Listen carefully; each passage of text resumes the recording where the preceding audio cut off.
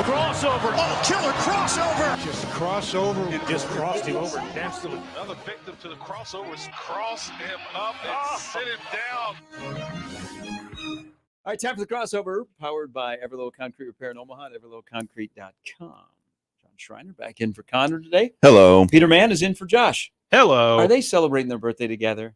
Oh, that's cute. We're getting a bullpen. That's right. It's a bullpen. Everybody's got a on the birthday Connor in Happer show May. today. I saw that the video board or our TV that had all the May birthdays. I feel like if we don't have a birthday in May, we're losers. Everyone here has it. You guys too? No, I'm March. Peter, you? No, I'm May? an August guy. Okay, then all four of us are losers.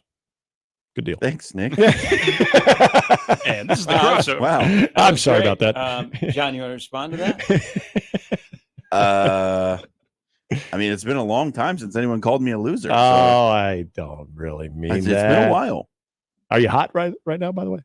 Oh, I'm on fire. I was told by Alyssa that we complain too much about the heat in here. She did bring up a good point, though. You think about it? Did you report the fact that you guys did not have AC today to anybody? I said, no, I did that on Monday. I thought it was nice in here yesterday. It was very nice. I was a little late today. I came in here and What? It was warm. Why didn't I hear about this? I did hear about it. I'm kidding. Yeah. Well, okay. If you could see the look on Gary's face right now. So here's, OPPD has a Twitter account. And I was looking at the area that still was without power. And I'm like, and my first thing was, if school was still in session at UNO, it'd been taken care of immediately. School is out. They're like, yeah, we'll figure it out. We'll work our way down to Exarban Village. But I will give them credit. So when I finally went outside, because I was like pure boredom, there were like 6 trucks working on one line. I'm like, okay. So to the left of me, I had OPPD, and then I have the waterworks people that are trying to fix the street on Center, which has caused all kinds of consternation, where I wasn't called a loser recently, but the tight quarters of Exarban Village, and some people are new and they don't know how to navigate it. Yeah. And they're, people's patience is very thin. Some lady with her window rolled down called me an a-hole. Whoa. Whoa. Hey. I wasn't doing anything. I was just like following a guy in front of me. Yeah. So of course my response is, no, you're a hole. Good. Defend yourself. As you should. Jeez. Well, it's been kind of a tough week. You know what they say? Period in that area. When in Rome, Gary. With the water mains and everything, and now you get power out. It's been kind of. Well, I mean, you guys can be a little edgy. I think all throughout this town we're a little edgy. Yeah. So when the tornado sirens go off at 2 this morning, I'm like, what am I going to do? Right. It's not like I'm going to a shelter. I'm not going to my bathroom. But you're just curious what's going on. People immediately, let's see what Bill's talking about. Yep. And How far are the sleeves? all First kinds thing of I looked up. all kinds of velocity couplets. The leading edge got a lot of the leading edge last night. The leading edge, and then of course the toward and away, all that stuff. Where's the hook echo though? Yeah, the hook echo that they don't do on the hook echo as much. And then I got to see the debris ball. Got a little bit of the debris ball going on too. The hook echo's had its day. Now, Yeah, it is. I think all of us have kind of lived in the Midwest our entire lives. I can't recall, and we're used to this, but Yeah. We've kind of been lucky in the Omaha area for many years. But I can't recall the sirens going off as much as they have in the last 3-4 weeks. Yeah. Not at all. Never. And because of what happened in Elkhorn, Bennington, and Blair, end of April, when they come on, I don't know about you guys, I take it a little bit more serious now because that was a little too close of a call for me where we were at in Bennington. And yeah, now it's okay. You think about it a little bit differently than maybe you did before, where you're getting out on your porch having a beer and like, all right, let's bring on some weird weather. I think Now it's like, oh, crap. the people in charge are taking it a little more seriously now. Too. Yeah. The sirens go off a lot faster. Uh-huh. Like that, the trigger finger on the siren is much quicker. And there was this would have been in like 08 or 09. There was a pretty bad straight line wind. The derecho? It wasn't the derecho. This was before the derecho. And it it caused a lot of damage. It wasn't an actual tornado, but it was just a massive straight line wind. And I remember similar thing after that, even if there was a severe thunderstorm that looked like it could potentially at some point, sirens are going off. So I always feel right after the real deal or something that created a lot of damage, it's more let's better be safe than sorry. Let's go ahead and sound them off. You guys know it. We've all lived here. The probably 95% of the sirens going off. It's nothing more than, again, a thunderstorm that might have a lot of wind, a lot of rain, maybe some hail, but that one just radar recently indicated potential rotation. Yeah, the radar indicated thing. Yeah. I will give, Bill Ranby, and, he's the GOAT.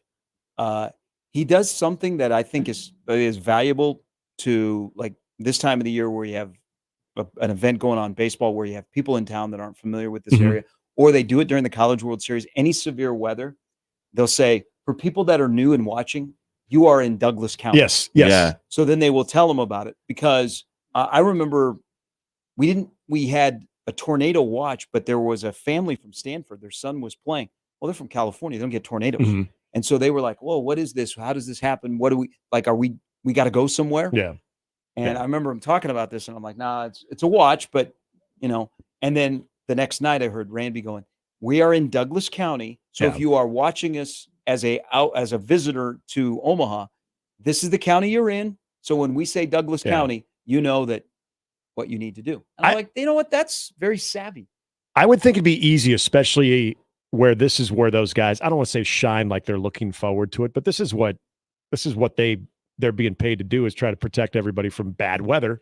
And the thing is, you get down that road and you're reporting this and that and this and that, everything going on. It'd be easy to lose the fact of many out of town visitors. So, and that's why I like Ranby a lot, because he's very even keel. Even when things are really getting crazy, he's very even keel. So it doesn't surprise me that he would be able to stop for a moment and remind people that might not be familiar with the county or where they're at, and tell them that. But when you've studied something like meteorology, and you're obviously very passionate about weather and weather patterns, like, those are the times when they get to geek out. Oh, they do. And I don't blame them. And they get to show all the knowledge. Yeah, where it really looks like flex.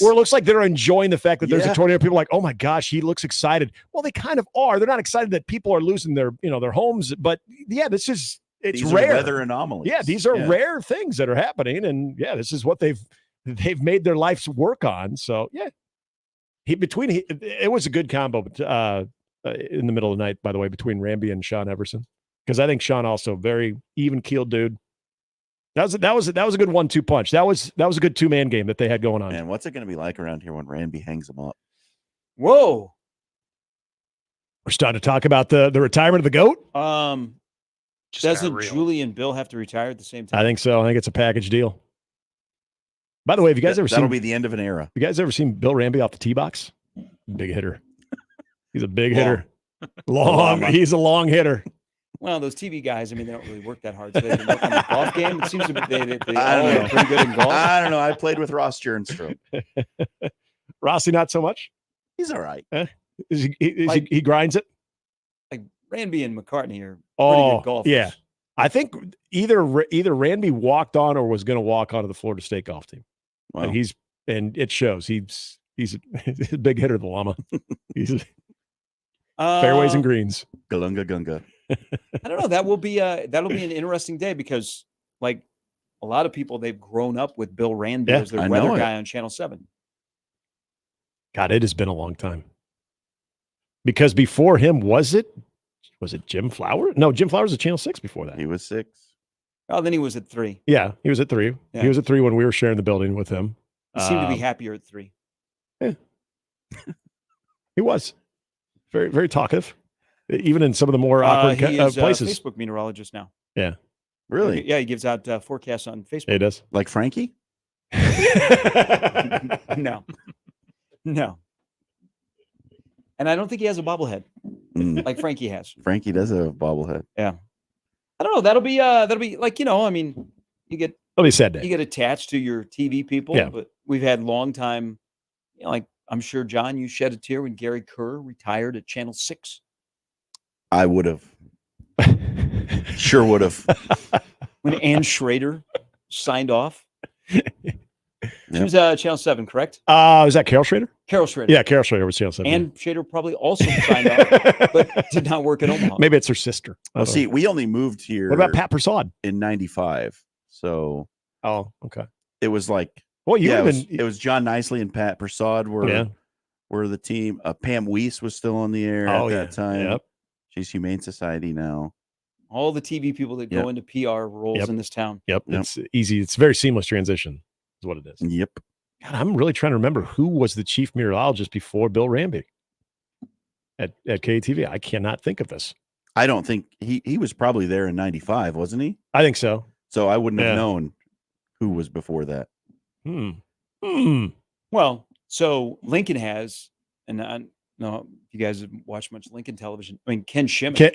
Ken Shimmick is the GOAT. He, especially when I was in Columbus, he would make appearances at Hy-Vee in Columbus and give out the weather radios for like the first 200 people, and people wanted his autograph, wanted pictures of him. I had no idea who the guy was, and I realized how big of a deal he was. I think Ken Shimmick has been the meteorologist at 1011 for maybe 40 years. Wow. And his wife, Deb, used to be the anchor. And then really? she went and it's like Bill and Julie. She became the spokesperson for the Nebraska State Patrol. But yeah, it was like the similar setup here. Wife was the news anchor at 5, 6, and 10, and husband was the meteorologist. It's like I wonder how you guys met. I got guesses now.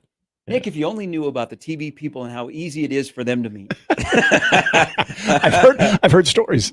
And then one day you come home and you find them in your house. You take the early flight, like some bunch of naked people jump out of your GD closet like some magic show. Peter, are you more excited for Christmas or wedding season? You know what I did just realize? How many do you have lined up? This is a big weekend. Imagine my devastation when I made this realization a few days ago. I have a evening wedding, Colorado game day. Really? What? Okay. Who? Yeah. First of all, who's getting married on a Saturday? Unless it's away from here. It's here. They do not. They do not live here. They lived here their whole lives, moved away, and now they're coming back. And they did a football Saturday. And they did a Colorado one to boot. Yeah. Yikes. Do you like these people? I do, but. Are you required to be there? We're going to reevaluate. How much do you like these? So are you required to be there? Do you have a big role? Are they sports fans? Are they Nebraska alums? I don't really think I have a huge. Why would they have are they not familiar with what we do around here? In the fall, we don't have they weddings. are. That's why I'm surprised. We wait until the 2 bye weeks, and then we just get married twice. Do they want peace? Do they want more of a low-key, peace and quiet wedding? Because if in that case, then that's genius. I don't think so. Okay. I think they want it to be pretty light. I was approached at one point I was asked if I wanted to MC.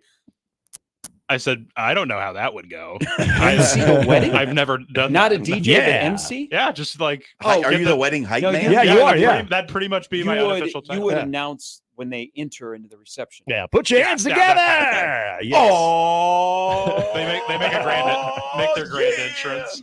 Where's the MC? Oh, he left for the football game. Yeah, that's why I said you probably don't commit to a big role in the wedding.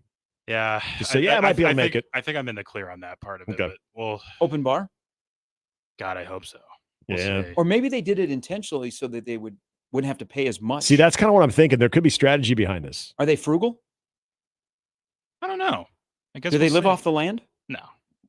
How'd they meet? I don't actually know. So you really don't know these people. Well, then you don't even need to go. Kind of figured you out. don't even need to go forcing now. yourself to skip the Nebraska-Colorado game to go to a wedding of people you don't even know, and you're not even crashing it. Yeah, you're Peter, not you're like out. looking to pick up somebody there. Okay? Or are you? Do you feel guilty? Is that the only reason that you're clinging to that wedding? Is this a family friend? Friends that I met through my sister. So they were friends with her first. Oh, yeah. I feel like you're very nice people. You're skipping that. I feel like there's very little obligation for you to be there. Any good? Is it good food? It was, I think the option was chicken and then some sort of a pasta dish. Nope. Yeah. That's every other wedding. Now you can go to, I'll take you to a wedding. We'll just go and crash one. Yep. I mean, make up for it. Nearby weddings. We'll find you a good one on the bye week. Bye week are going to have some good weddings. Does it feel like it's a wedding marriage that will last? Oh yeah. They've been together for a while. Maybe I they're was getting tired. together with Maybe they're getting for a tired. while with someone, and mine didn't last that long. So. You Maybe never don't know. use You me never as an know what's behind example. door number one. I guess we'll see what happens. But so they're not a Nebraska alum. Are they? They're not sports fans because they clearly or do not have access to the internet. They are sports fans. I think that they just being away because they live in Chicago now. I think being away, they just didn't even think about it. And Because it was in Chicago, an you oversight. don't Bear really- Sunday. You don't really An you oversight. don't really adjust things around Northwestern football. So I get Yeah. Well, they are Chicago's Big Ten team, Gary. Did you see where they're playing this year? Come on. on the lake. Goodness. Someone's gonna fall. Are you into gonna take a the date? water. No. What? Oh, no, actually good. Good idea. The wedding It's MC. not who you go What time with, does it's the who wedding you start? leave with, Peter. Is there any chance that like high school football games on Friday, September 20th, that they will move the wedding up? Oh, yeah, they might move it up Like to a Friday. maybe a noon kickoff? I feel like we're far enough out that that's possible. Tell them that they could actually, from what I understand, you could save a lot of money if you do it on a Sunday. I have been to a few I have too. Sunday weddings recently, Yeah. and that I don't remember going to many. growing Actually, up, but two of the better weddings I've been at have been on your non-traditional Saturday. One was on a Sunday and one was on a Friday, and they were amazing. Like, they were I think we need fantastic. to, I weddings. think we need to weekends. normalize that Yeah. more. Keep the Saturdays open. Well, if you normalize it, then it becomes more expensive on those Um, days. That's why they're a good. You get a good That's discount. fair. That's fair. Yep. We Are had they a younger couple? Yeah, a little slightly older than me. Not Okay, by- but not there'll by- be enough. Like, if you're going to go to the hassle of going to their wedding, which it clearly seems in your voice that it's a hassle to go to this wedding and not check in on Nebraska, Colorado, that maybe you'll find a future cleanser. is the wedding at a sports bar. my a mom fu- would love that. a future My cleanser. mom would love that. Is your Yeah. mom tried to hook you up? Sometimes. Are you getting a Mom, lot of listen to this pressure? show because if It's- she's going to have a lot of questions after listening Yeah. to this conversation. Do you want us It's, to put your status out there for our listeners if they know anybody? Hey, why not? Okay. Why They But will it do is- that but at 1:30. I refuse It to do is the wedding apps. I season. refuse to do the apps. Good I for won't you. do it. Okay. I just won't do it. Hey, that's I've, your path. I've been. If he wants to do the apps, let him do the Yeah, apps. I did. What do you? I just congratulated him on not doing the apps. Oh, I thought you were saying, yeah, Oh, Peter. steer this is the clear way of to do it those. this is the way to do it in Omaha. Do you have a hobby? Maybe if you like reading books, go to the library. You might Yes. meet somebody. Maybe go to church. Don't go to church. Or you might Okay. meet someone at the supermarket. At what point have you Or ever slide- wanted to engage a conversation with someone at the supermarket? I mean, they can be maybe wanted to. You're like, oh, she looks nice, but how do you do that? Like, hey, I see- also am getting Coors Light. yeah. Hey, I see like you the got produce. Totino's party Now- I pizza. see Yeah. that you are. I into too. frozen food. now that we're giving you, You're gonna have a late advice, Saturday night. I too am going to. I see you're buying Totino's party pizza. That means you're single. Yep. Target over the noon hour was not a bad play for you. What's going on at Oh Target yeah, at I know the what you're talking noon hour? about. And Target has you right, like your age. yeah, I think maybe you ought to spend a lot more time at Target. I do make frequent trips to the 72nd and Dodge Target. how old are you, Peter? 24. I think you would 25 and I honest. think you'd like that Target. Can I You throw need in to a spend a little bit more time at that 72nd and Dodge because that's also have fun where when I go that's there. also where a lot of young professionals, especially ladies, will go to get things. And when you're at Target, you're in a good mood. Yeah. Just telling you. I'm going to give you a hidden Looking at gem, guys. trinkets. I'm going to give you a hidden gem. Peter, All right. Trader Joe's. Trader Joe's. Trader Joe's. Just went there the other day, and it's consistent. It's The very consistent. how many of those? There's the one at one. Sorry, my Pacific wife might be Place. listening. There's only one. It's the only one. Hey, Nick, I'm not judging. I'm just saying. It's very consistent. Things are fluid. Yep. It's the day just before a just long let weekend. We're you know. just off the Let's handle. hope. I'm just trying to help out our man Peter here. No, because now I'm like, I feel for you that you have to go to this wedding because clearly you are not enthused. I very much love these guys and I'm excited to go. I just when I looked at It's a good church. the invitation and realized what the timing of it was, I was like, oh, maybe it's afternoon. We could maybe knock it out and still what? No, it's Yeah, see if they'll move up their evening kickoff to 11. the wedding. I feel like that's, So will the obviously wedding I haven't will planned the a wedding be going on during the first half or the entire? Will this a weird ceremony that will go on for the? Is it- the it's It's football not game? going to be a long. Is it a Okay. Catholic wedding? No. Okay, so then because Catholic weddings, isn't it? They're always at 2. I think they're always at 2 on This is Saturdays. gonna- Most of the Catholic ask- parishes. I think got this is it. going to be. I'll ask Butker. Offer Peter. Offer your services as a wedding planner free of charge. John is actually a minister. Did Free you of know that? charge date. because of how Hey, bad John, I am at it. John Schriner is a minister. He's No, officiated I am. weddings. I've done 3. I have as well. Should that I've be only my done role? one. Should I get ordained? You got 2 more on me. I've only done 1. 3. You guys get paid doing that? No. Really? In fact, you can pay to get fun little things, fun little props. I had to. Wait a I had- minute. I had to Remember I pay told you- $25 Yeah. to get ordained. You can get the collar. Yeah, I ain't doing that. Yeah, The you can official actually collar. you can actually buy Yeah. the priest collar. I've seen people get hit by lightning. I'm not doing that. No, I wouldn't do that either. Wait a minute. You guys don't get paid? No. I did it for friends. Now, if you want to offer your services They to didn't people, tip you? outside of friends, then actually, I take that back. I did get a $100 Did you? Under Armour gift card. Nope. I mean, I got like groomsmen present stuff, but Yeah, like I got your typical like thank you, and they slipped a gift card because then it was a wedding in Mexico, and there was a little, I guess maybe lost in the communication that they didn't have an MC or DJ. Nick so, got paid in cocaine. so That's what happened. so then the cartel Black kicked. Yeah, the tar, cartel came terrible. by and said, "Hey, we got you, man." But then all of a sudden, the microphone was handed to me on different announcements. Like this wasn't part of the deal, and they're like, "We felt so bad about that, so here's a Were- little extra." Was it like, oh, you can't drink as much because you have to make these announcements? No. Or was it like just No. continue? We were in Mexico, baby. Yeah. They knew that they were gonna, what they Did you- what they get is what they get. Did you get that jacket with the gift card? No, I've had this one for a while. Oh, I was. No, I thought maybe you saw my sport coat at the wedding. I mean, we were beach tan, man. It was good. The tan suits. I officiated for my cousin, my sister, and a former coworker. Those are 3 different weddings. that Well, I've done. and they always say, John, you probably have experienced this. Well, now that you're ordained, sounds so funny that you can offer your services for charge. I'm not going to solicit my No. service like, hey, if anybody, hey, you need a wedding, I'm your guy. I'm gonna run an ad on Facebook. I'm going to run an ad on for my- 1620. yeah. I should get a discount. Hey, Jon Schriner here for my own marriage ministry. Yeah. Do you want to get married with a little pizzazz? Have the host with the most. I don't know. Wedding in the You've heard me on such programs as. And if you pay extra, I'll wear the collar. I'm with I you, won't. Gary. I'm with you, Gary. That seems a little It's too. a bonus. It's a bonus. Yeah. No, you're on an island by yourself. I would never do that.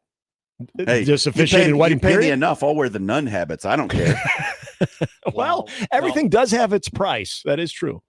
I might be tempting fate. No. I might be tempting the big guy. Okay. All right. When you're hanging out down there and I'm up there, I'll remember this conversation. Hey, where's Hey, Nick? I might say a lot of mean things about Sister John Agnes and Sister Corrine. Yeah, you do a when- lot, when too. One was my principal in grade school and the other was my 7th grade teacher. Yeah. But it's deserved. They were horrible people. Okay. But there were other nuns that were really nice. Some of them were senile, Yeah. but others were like really, really nice and affectionate. Well, I'm glad you have a line that, and it's the priest collar. You would never wear the. You yeah, just know no. certain areas not to No. touch. No. Okay, good. So somebody wanted me to go as a tandem for Halloween, like back when I was in my 20s. I'm like, no, not going to happen. It's actually probably pretty. No smart. dice. Yeah, No. I was laughing when I saw that you could buy the collar. It was like, wow. I was with you. I was like, Where'd you get this this? seems Party weird. City? This seems really strange. All right, one more thing here. Nice church. I don't even remember what the venue is. What about the reception? It's not going to be at a church. I don't Yeah, what think. about the reception? Good place. Good question. I just did the RSVP. Let me see if I can find it. Peter, a lot You're of not this, gonna go. I don't feel like you're You're not obligated to gonna go. There's gonna be a lot of Yeah. peer pressure when you get to that date. If you knew the deets and everything that I maybe it'd be subconscious that you would be really into this wedding. my I don't think you're memory into this wedding. Did you know you can just not go to a wedding? You don't even have to call in sick. Yeah. It's a hotel wedding. Back to the hotel. Hotel, At- motel, Holiday Inn. I have not been to this. I mean, maybe it'll work out Back for to you the where hotel. they don't make it to the wedding day. Like he goes on his bachelor party and makes a mistake and she finds out about it Yep. on TikTok. Yeah, there's still a And the shot. next thing you know, they delay the wedding. And then you know what? They've mended fences. And it just so happens that there's a time in the middle of October where Nebraska doesn't play at all. Right. And they're going to get married. I just interject, Yeah. guys. I don't want to overstep, but I have eye on a date that would really work. Yeah. For And you could be part of that listen. bachelor party where you could throw interference, not again to end to squash it, but just to create some type of delay. I think You just can offer to create be a the rain wedding delay. planner. you should Just really, offer to be the you wedding should planner. really just call her and just like maybe a few weeks, just Yeah, let her cool down a bit. And then your relationship will be stronger than ever. Forgiveness is a powerful Stronger than thing. ever Now- in October. Now, young Peter, are you going to receive some backlash from the family over this conversation? Oh, no. Okay, good. Yeah. So your family feels the same way. They're just not saying it out loud. Maybe they are. I don't know. My sister, when I told her, I was like, oh, no, we have a dilemma. And she's like, why'd they do that? So she's with So you. she's, Now, yeah. if she's you on that. had a wedding planned for September 20th, I get it. Because Yeah. never in your right mind, when you drop to a knee, in the back of your head, you're thinking, okay, I'm going to get engaged, and Nebraska will not be playing a Friday night home football game. Right. I get that. Yeah, that's understandable. We had ours in the spring specifically because my wife did not want anyone checking Nebraska football scores. She didn't want them checking any scores at all. And I've My brother I've Mark been got sending married nephews. on Notre Dame or Nebraska at Notre Dame. Yeah, that happened. Hey, That you know was- what? It was a very stressful game The too. engagement to the wedding should just be like signing. You know, like the early signing period. Or the stuff that's proposed Move now. it up. There's like a portal. When you make a The portal decision, window? you sign right there, and then you get it done. Yep. Okay. Who needs to spend a lot of money on the wedding? That is true. You know what? yeah, that's the camp I'm in. I mean, the only way you're going to remember it is by videos that are going to be grainy here in Yep. 10 years anyhow when technology changes. Throw a party, invite your closest friends, and call it good. All right. Well, And, yeah, and it'll be a cat. That's why I knowing these people and now that I actually looked up where the venue was, I think it's going to be a much more casual deal, and I'm sure we'll have some TVs on. I don't Hmm. know. I don't Hotel. know. She strikes me as wedding? someone that did not This plan person ahead, that Gary doesn't know. that was not looking at the Nebraska schedule, which that's been on the schedule for a while. Yeah. I don't know. She might be like she would be tough to be married to because she's very spontaneous and she doesn't like have critical thinking as part of her background. I mean, It's possible. I wouldn't even, man, talk about having a child with this woman. It's a good thing Peter doesn't have to have a child It's with the her. Chicago effect. We you know, probably. you move It's away and you probably just best that forget we it. never meet this lady ever. I wish you Oh, the best. you guys are the one. You've Yeah. got 106 days to break it up. Yep. Or at least delay it for a Clock's month. ticking. I mean, Hey, come on. I They know have a two guy. options. There are 2 bye weeks this year. Mission Oh, and all of a Impossible sudden, music intensifies. September 21st became a hot date. Yeah, They maybe do. they push it back a couple of weeks. Mhm. God, imagine if hindsight's 2020, but if we saw the Friday night game coming, You know September how 21st, busy all of the wedding venues were on Wednesday.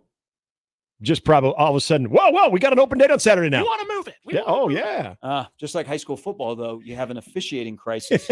Yeah. We have a priest crisis. I'm available for a small Yeah. fee. Hey, all right. This is where John and I profit. All right. We're available that Saturday. We're ordained. Now, it's going to be short notice, though, so I do double my rate. I don't know about you, John. I'm gonna have to shuffle some. Yeah, things it's football around on my season rate. calendar. It is, So, yeah. Football it's season. football So, season rates. yeah, so we're already, what do they call that in Uber? You're the peak hours. or surge whatever. pricing. So, yeah, well, I'm surge pricing. And then if it's during football season and on short notice, yeah, my surge pricing doubles. Yep. But I'll give you a good experience. I promise you that. I can't say whether I will or not. This will be a great description on the crossover on the 1620 the zone. I can't wait to read the thumbnails of this. Weddings and Yeah, weather. this is- That's where we went today. That's where we are. You know what?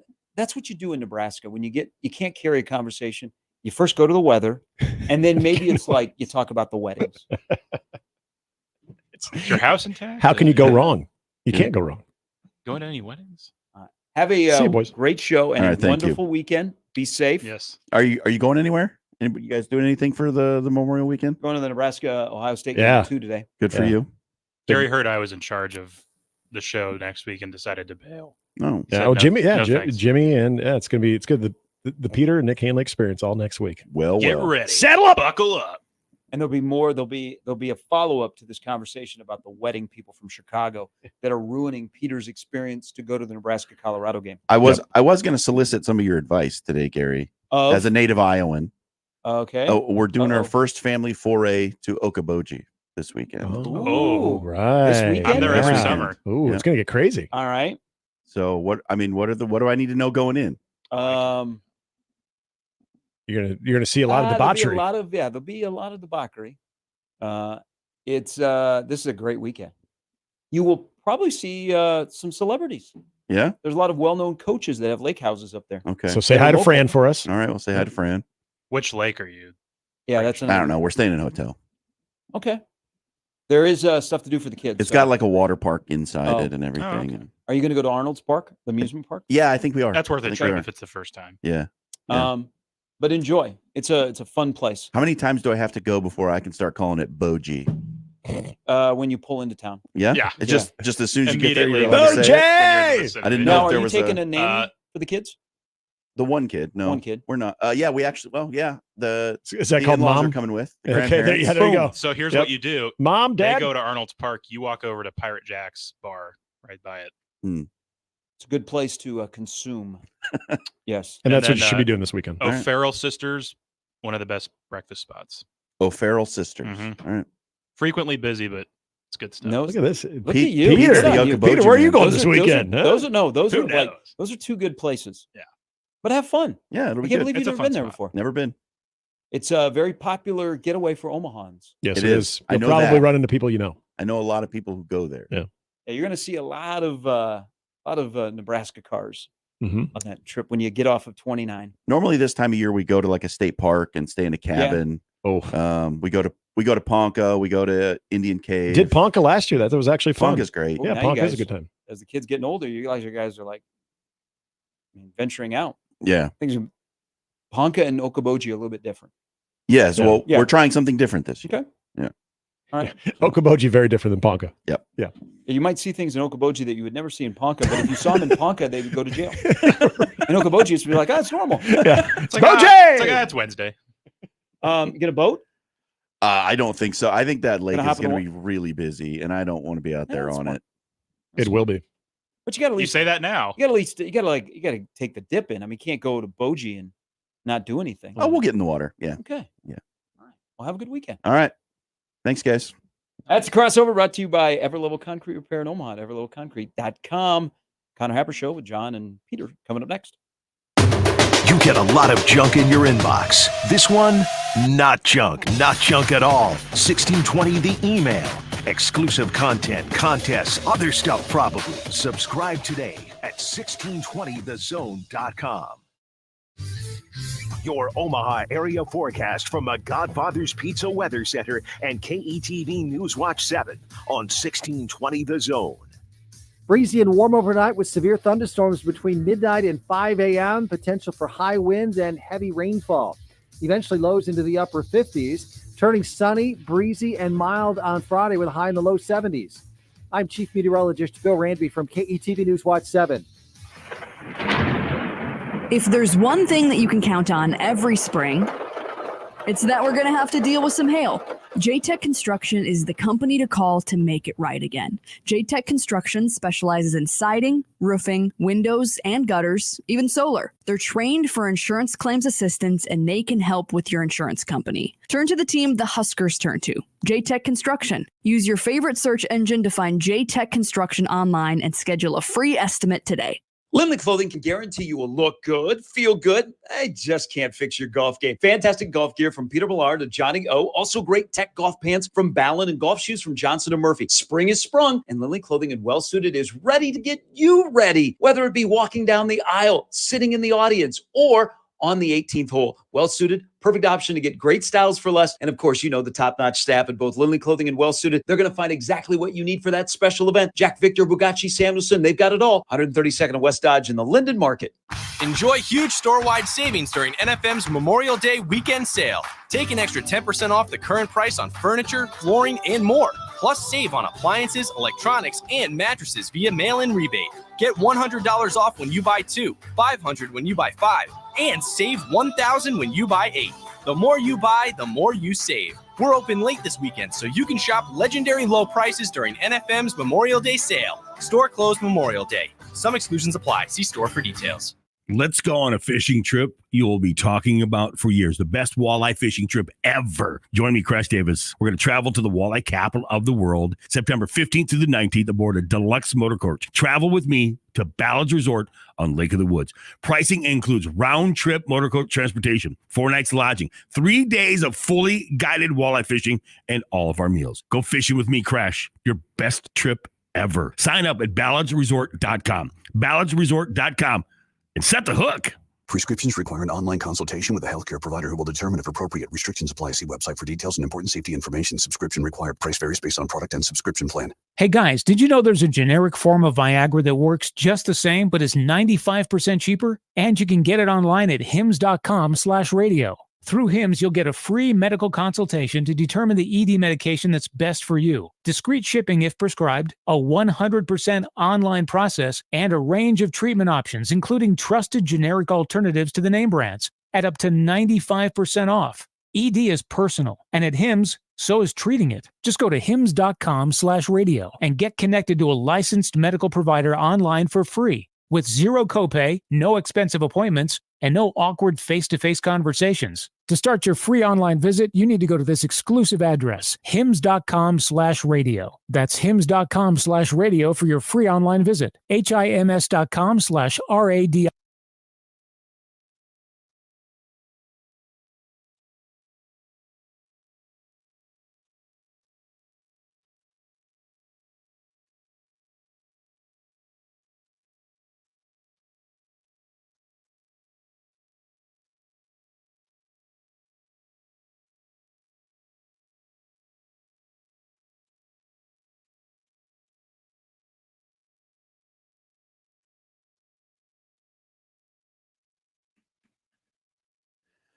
It's Friday, and I got things to say.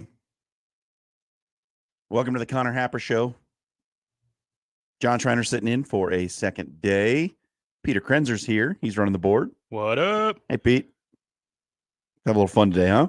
Yeah, let's do it. Let's get the people into the long weekend on a high note here. Set up the show for you. We're going to kick it off with some future casting. I have been thinking about the House versus NCAA decision, what it means for the next 10 years of college football. I'm going to tell you what I think. Bryan Munson's going to join us at 11 to talk some Husker recruiting. Peter's going to do an odd news segment for us coming up at 11:45.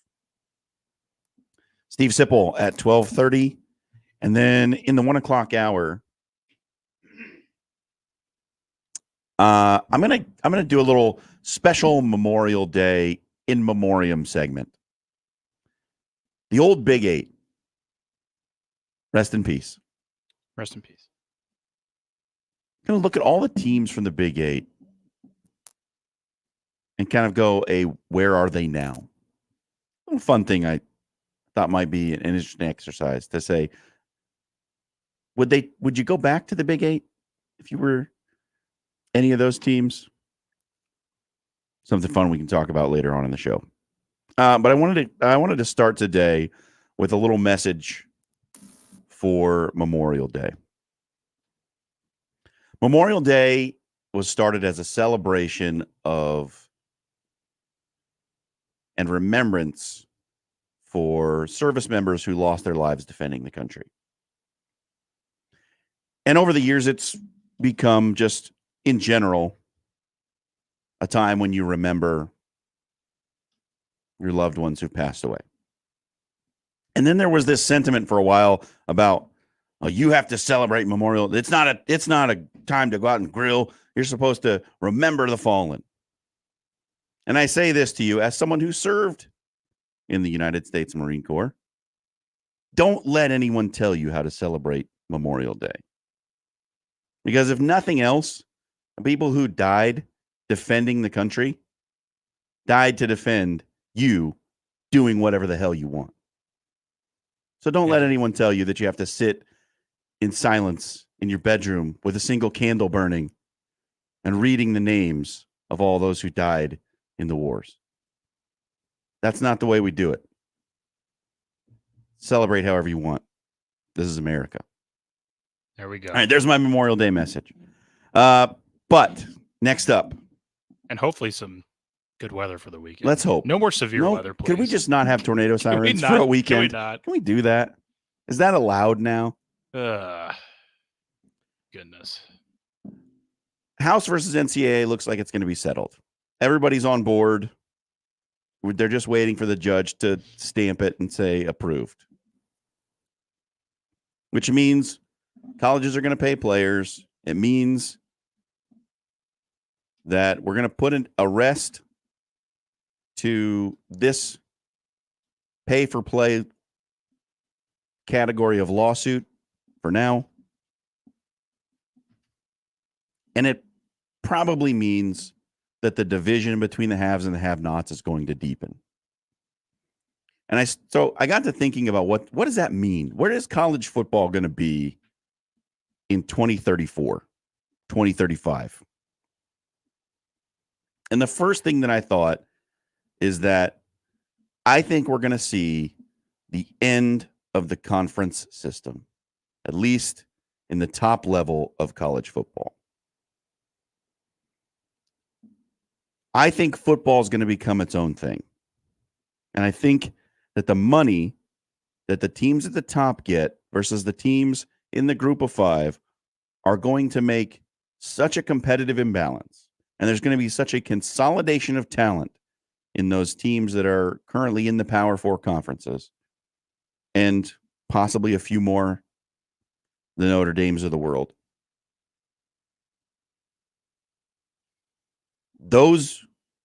That big group of teams, about 60 of them is what I imagine in my Nostradamus forecasting here.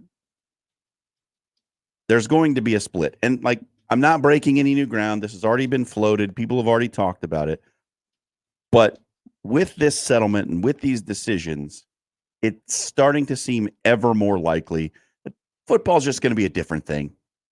College football and the rest of college athletics are just not comparable. No. Not in terms of the money they generate, not in terms of the attention that generate. Outside of maybe the NCAA basketball tournament. But that's one event and not over the entire season that they generate that level of interest. And I think everyone's going to realize, all the major players are going to realize, we have to do something different because we are different. So I'm imagining conferences going away. It's a group of about 60 teams. They divide it into 4 regions, north, south, east, west, however you want to do it. You play your division schedule, maybe a couple of crossovers with the other divisions. And then we get to a 16-team playoff. Something like the top 2 teams from each region plus 8 wild cards. We do a 16-team playoff to determine the national champion. And this is all outside the purview of the NCAA. The NCAA will still have jurisdiction over the FCS and the Division II and Division III and all that. But Division I college football, just like the bowls are not necessarily under the purview of the NCAA, I think it's going to be a similar model. There's going to be a group of schools who break off, form their own football entity, and college football as we know it under the NCAA will be vastly different. And for the overall health of the sport, I think it's a good thing. I think that will be very, very beneficial to not only the teams who are in the top level, but to the teams below them who are, well, the group of 4 or group of 5 who will fall by the wayside to some degree. But here's why it's beneficial for them. Right now, financially, and certainly going forward, they're just not going to be able to compete. Not from a monetary standpoint, not from a recruiting standpoint, not from a facility standpoint. And all of that boils down to money. They're just not going to generate enough revenue with their media rights deals to be able to keep up with Ohio State, Alabama, Georgia, Penn State, Michigan, Nebraska. You think East Carolina can generate enough money to compete with those teams? Absolutely not. And no, the Pirates cannot. And they will be better off when they don't have to. When they don't have to try to compete at that level. The days of Cincinnati crashing the college football playoff as an outsider, a team from the AAC, I think those days are done now. I think that that was a one-off. And especially now that pay for play is a thing, I don't know how they do it. Because do you want to go to a school that is cutting a share of $60 million, or do you want to go to a school that's cutting a share of $800,000? I think it's pretty easy. Yeah. It's not something to overthink. What I mean, we always the say landscape's a whole lot different than it was even 24 hours ago now. Absolutely. And we always say follow the money. And following the money in this case points you in a direction that says this is going to change. And I'm not sad about it.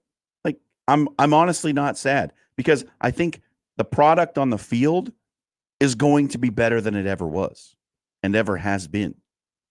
Because you're going to get a concentration of all of the best players in the country playing for a group of about 60 teams.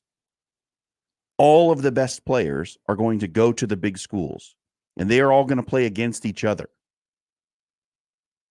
And the games are going to be better. You're going to have fewer games where Michigan is playing the Little Sisters of the Poor. And you know the outcome before the game starts. The reason the NFL works so well as a football product is because there is uncertainty. You don't always know the outcome. There's a team every year that didn't make the playoffs a year ago that makes the playoffs this year. Every season, there's a team that made the playoffs that doesn't make the playoffs the next season. It is a constant in the NFL. Usually there are 2 or 3 that made the playoffs that don't make the playoff the following season with a largely similar roster. The competitive balance is so good in the NFL that it makes it compelling. And a lot of times in college football, that's not the case. A lot of those games, you can just say win, win, win, win, win. You can just point to them and you know what's going to happen. Mm-hmm. Yes, there are upsets. Appalachian State, North Dakota State beats Iowa, beats Kansas. Yes, it happens. But those are outliers. They are not the norm. The norm in the NFL is nobody goes undefeated. The norm in the NFL is there's rarely a season when there's a team with less than 3 losses. It is balanced. It is competitive. And I think if you get a breakaway of the best schools and they concentrate the talent moving from high school into college, you're going to get a better product on the field that's going to be even more compelling than it is now. It's going to be a much more balanced landscape. Yeah, absolutely. What we saw under the BCS system and the early college football playoff. And inevitably, when that expands again from 12 to 14, and then so on, it's only going to help. And the money's only going to get bigger when they do that, because yes, they're going to take all the TV rights for college football. When that split happens, all the money is flowing into those 60 schools. How much money do you think FCS schools make on their media rights deals? Not much. It's not a lot. Not a lot compared to the FBS. No. But it's going to be a good thing. And conferences going away, honestly, at this point, is also a good thing. Because you have some conferences who play 8 conference games, some who play 9, some who schedule in a cupcake at the end of the season. Like, it's not a level playing field. Nobody's playing by the same rules. Nobody has the same regulations about how they schedule. If everybody agrees to this and they break away and they do it this way, I don't see how it gets worse. Maybe you do. Maybe you disagree with me. Maybe you think this is a bad idea. I think it's a great idea, and I think it's going to be good for the health of the game. If you got a disagreement, hit us up. 402-951-1620. At Happer Show on Twitter. You can get straight at me, at Jon Schriner. Let me know what you think. But this is my prognostication of what I think is going to happen.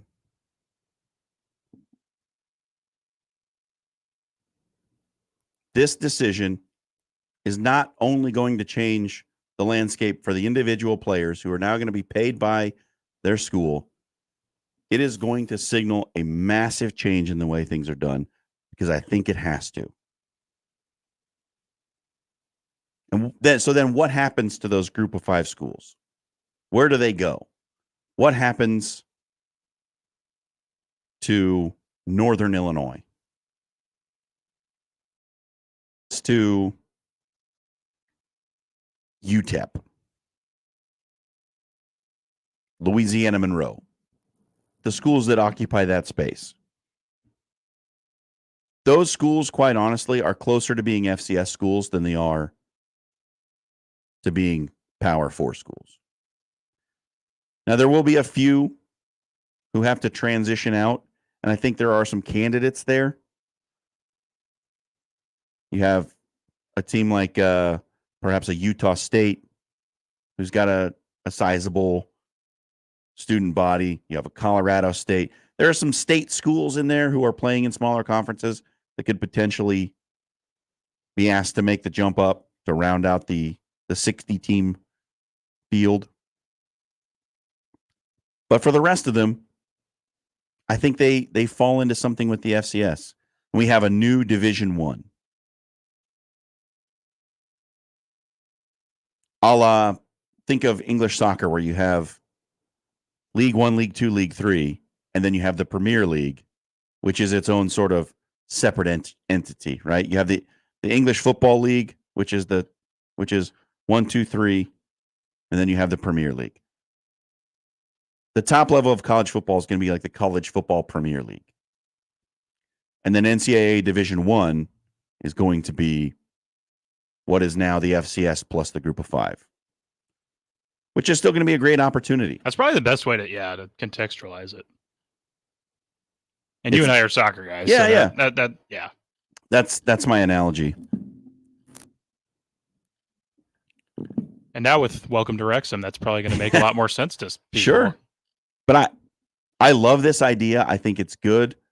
And I am speaking from a position where the team that I follow is going to be in, right? For someone who's on the outside of that, say a fan of, I don't know, Georgia Southern. Does Georgia Southern actually have fans? Probably. I don't know. A fan of Western Kentucky. The Toppers. It's going to sting. It's going to hurt. But when you look inside yourself and you think about it realistically, did you ever think that your team would be in a position to compete with Ohio State, with Georgia? Do you really want them to try and win in a division against a team that's bringing in a revenue share that's 100 times larger than yours? Doesn't sound fair. So I think for those teams to kind of form a new paradigm, combine with something like the FCS and make a new Division I, they're going to feel better about the competitive balance in their league.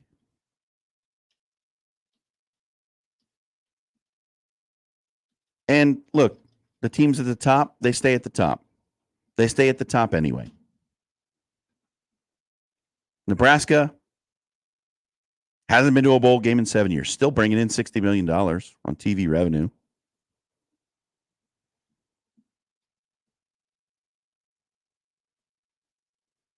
But now's the time that all these things start to happen.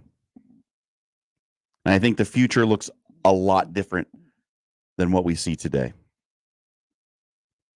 Those are my thoughts. Love to get yours. Give us a call. Give us a shout. Join the stream. Leave a comment. You are always welcome here on the Connor Happer Show. We're going to start the second hour after the break.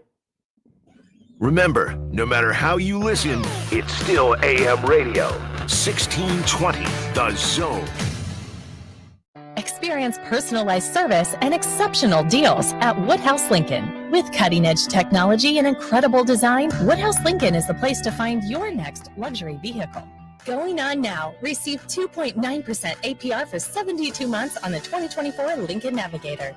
Or save up to $2,000 off MSRP with retail customer cash on the 2024 Lincoln Navigator. With approved credit, $299 dock fee due at signing. Offer expires July 8, 2024. See dealer for details.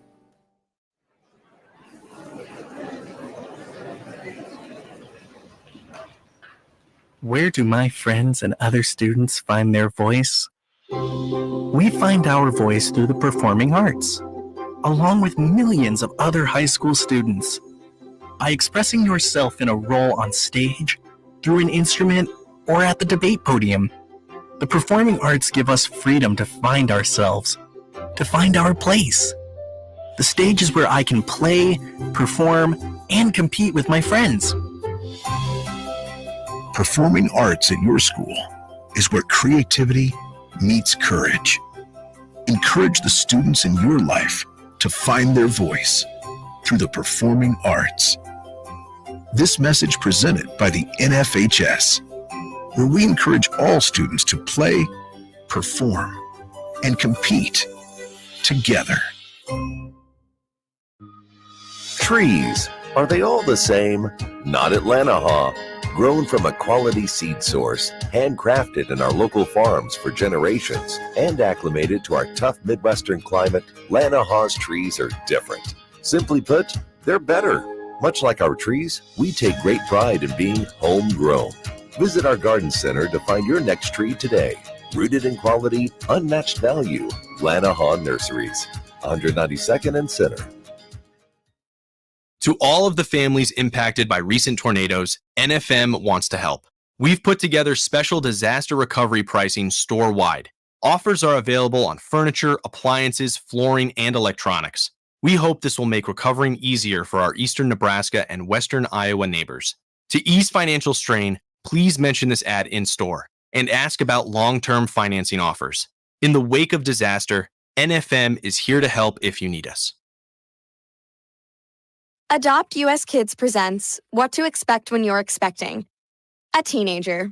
Learning the lingo. Today I'm going to help parents translate teen slang. Now, when a teen says something is on fleek, it's exactly like saying, that's rad. It simply means that something is awesome or cool. Another one is totes. It's exactly like saying, totally, just shorter. As in, I totes love going to the mall with Becca. Another word you might hear is jelly. Jelly is a shorter, better way to say jealous. As in, Chloe, I am like so jelly of your unicorn phone case. You don't have to speak teen to be a perfect parent. Thousands of teens in foster care will think you're, rad, just the same. To learn more, visit adoptuskids.org. A public service announcement brought to you by the U.S. Department of Health and Human Services, Adopt U.S. Kids, and the Ad Council. The Zone Hotline is powered by 42 Degrees, The Source, by your mom's house. What's holding you back from learning the language you've always wanted to speak? Too hard. Takes too long. Not with Babbel. Babbel's lessons take just 10 minutes a day. 10 minutes isn't long. Nope, and they're fun. Fun isn't hard. Right. Babbel's interactive lessons, podcasts, games, and more make languages fun and engaging. You might even forget you're learning. And Babbel's lessons are built around real life.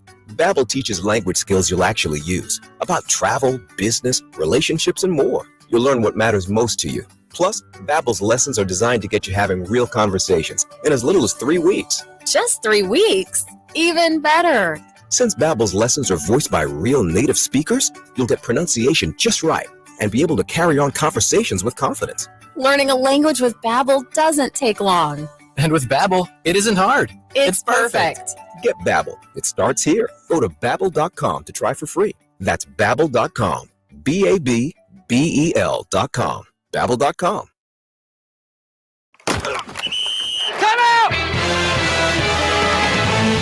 Bryan Munson. Hey, long call. Comfy left, zoom, buster. 63 Bang Z Maui. Alert! Paradise Z Burger White Wrap on one. Husker Online on the Connor Happer Show on 1620 The Zone.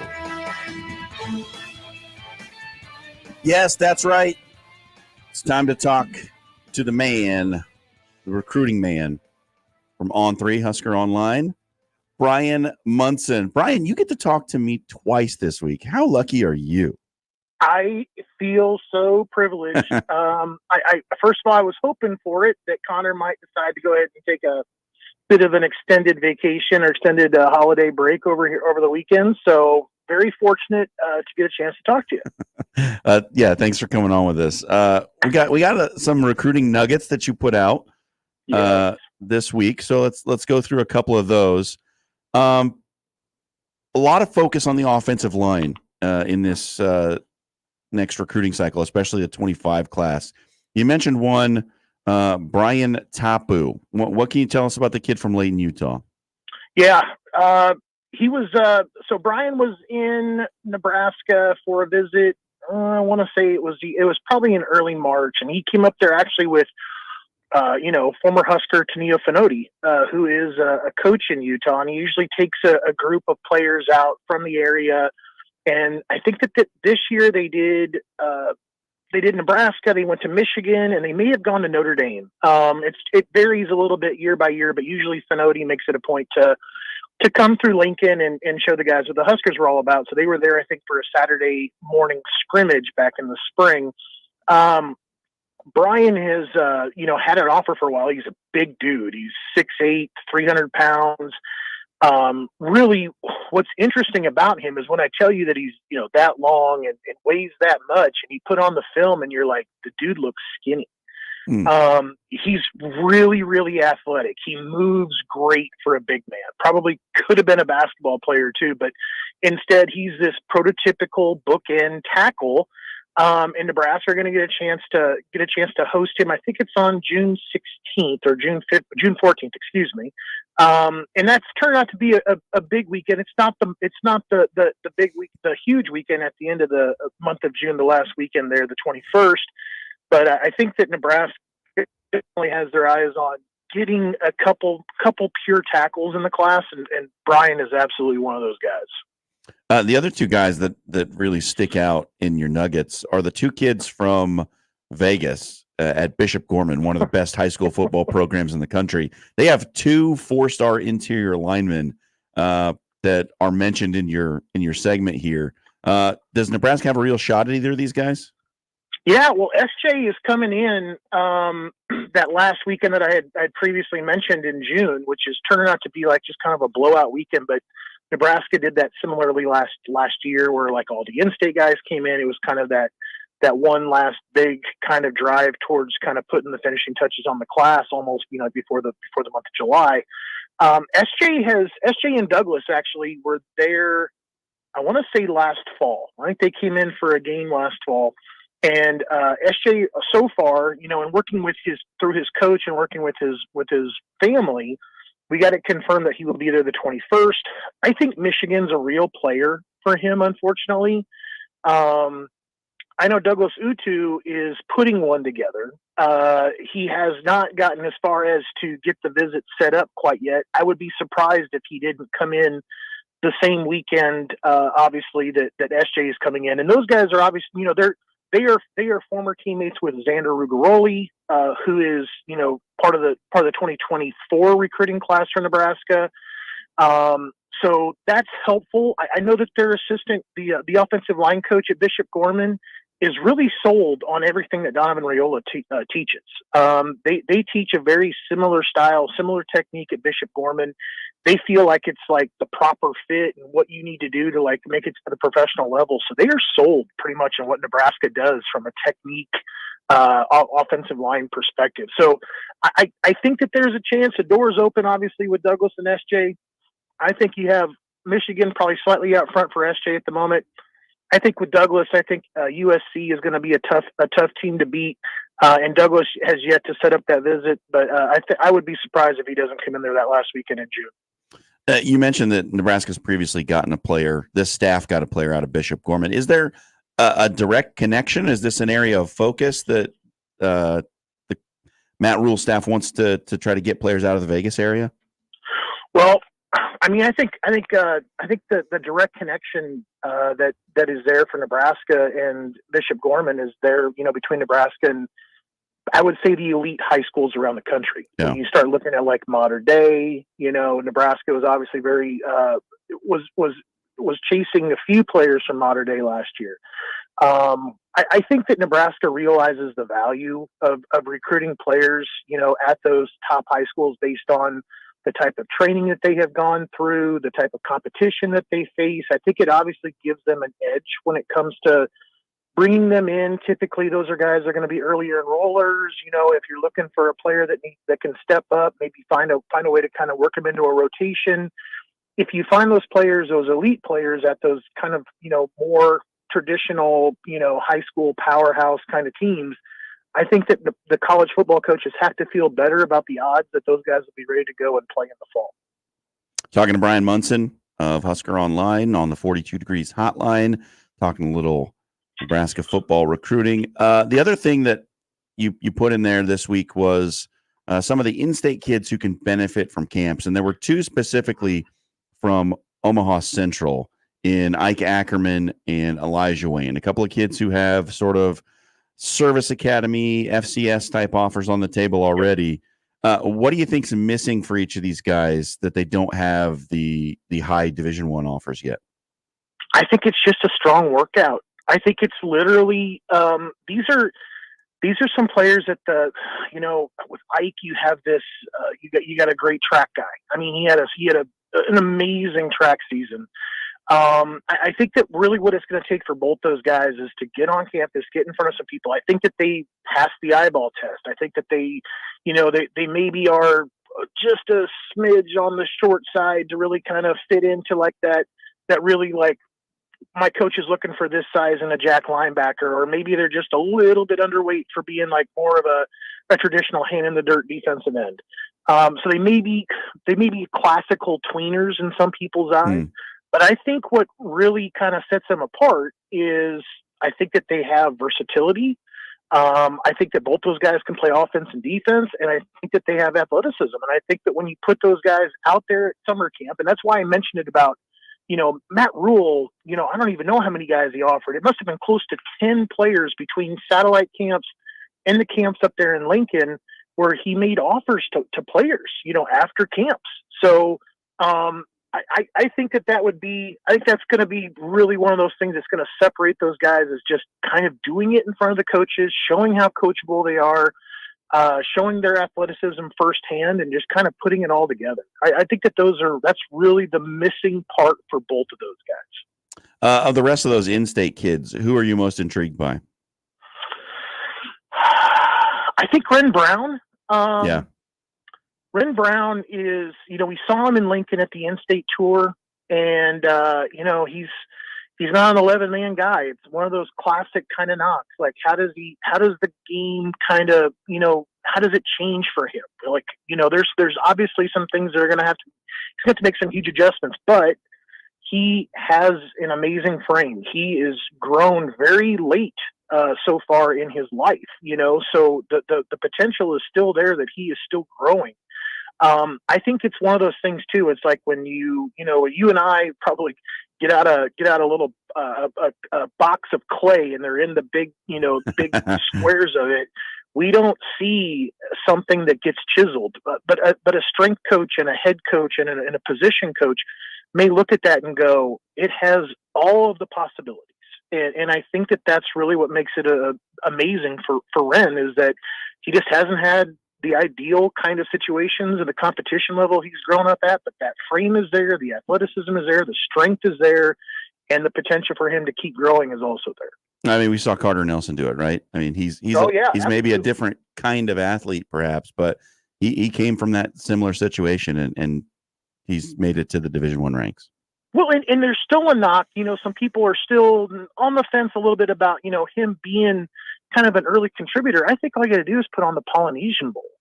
And when you see what he did in the Polynesian Bowl, and I like the competition. I like the quality of athletes that they had on those rosters. I was thrilled. I think Nebraska should have an immediate plan for him. I don't know if that's necessarily the case for Ren Brown, and he's picked up some D1 offers already, but I think with Ren Brown, I think that's, you have this possibility here to kind of go open some eyes, and I think that exactly like what we were talking about before with Elijah and Ike, that those guys can do the same thing. I think Ren Brown can get out there and show that it's not a stretch to see him playing at the highest levels of D1 football. Bryan Munson joins us here on the Connor Happer Show. Bryan, I wanted to get your thoughts on the proposed move up of the early signing period. The latest kind of floated idea was moving it back to the summer, perhaps in June, taking away that December signing period. What are the pros to doing this? Because I'm having Jimmy and I talked a little bit about it last night on After Hours. I just struggle to find the benefit. Boy, I'm with you. I struggle to find the benefit as well, unless you're a college football coach. Sure. If you're a college football coach, you can literally have 95% of all your recruiting done by July 4th. And how much of a relief that is sure. for that class. Oh yeah. I mean, you're moving into the month of July. If you were literally signing guys end of next month and you had basically 7-8 weeks to kind of get this thing closed out, right? Or 6 weeks actually, really. You then would be probably already into the 26s, and Nebraska has been offering a lot of 26s guys, a lot of 27s. And you're literally, probably taking the month of July off, getting that last weekend in the month of July to kind of bring all the 26s in, maybe a final few of the 2025s. But you've already got your boat 95% of the way all full for your current class. So you're not worried about doing retention type work for roster in your current class. And I think that would be a relief to the college football coaches. But I think for the kids, for the recruits and the parents that are going through the process, I think everything has sped up and moved to the left so much already that I think you're still kind of out of phase a little bit when it comes to like how they're doing things now with the in-home visits.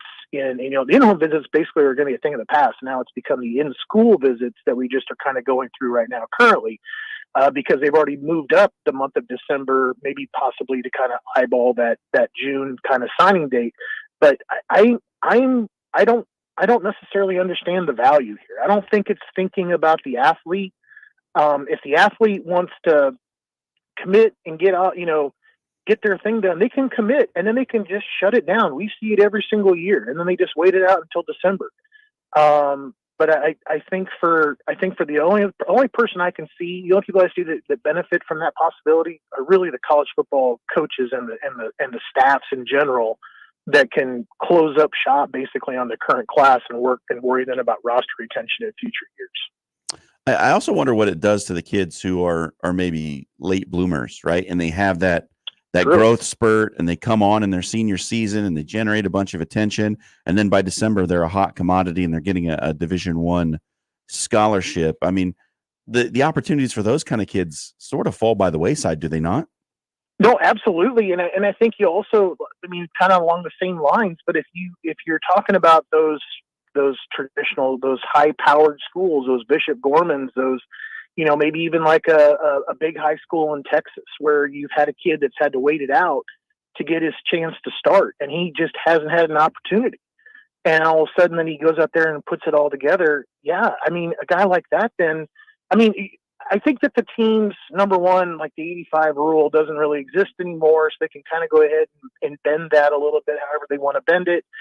But I think it does kind of, prohibit some teams from kind of getting out there and kind of getting after some of those guys and keeping an eye, essentially out there on the current class. So I think a few of those guys could slip through the cracks on some people, and maybe it ends up costing them. They have to go play a division down in the portals in their future, or they end up having to go play for a school that, essentially that they were, they was FCS. They should have been Power 5, or they were or P4. They should have been, and they were G5s.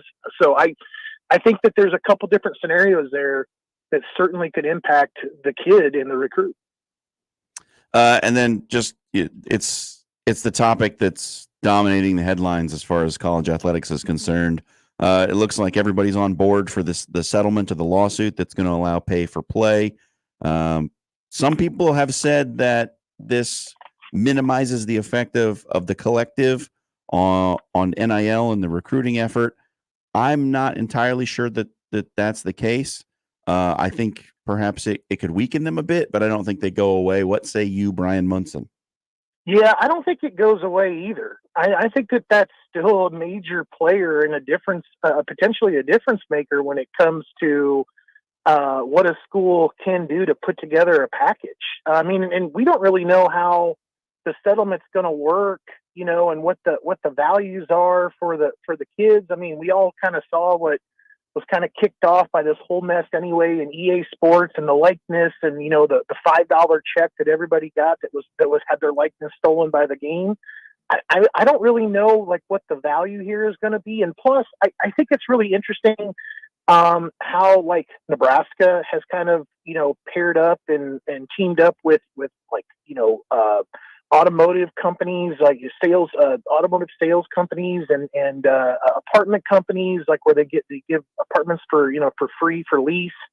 I think there's a lot of other benefits here that go outside of just the pay for play kind of aspect that obviously Nebraska has a very good situation with that can benefit all of their athletes. So I don't think it goes away at all. It maybe tries to even the playing field some across the board.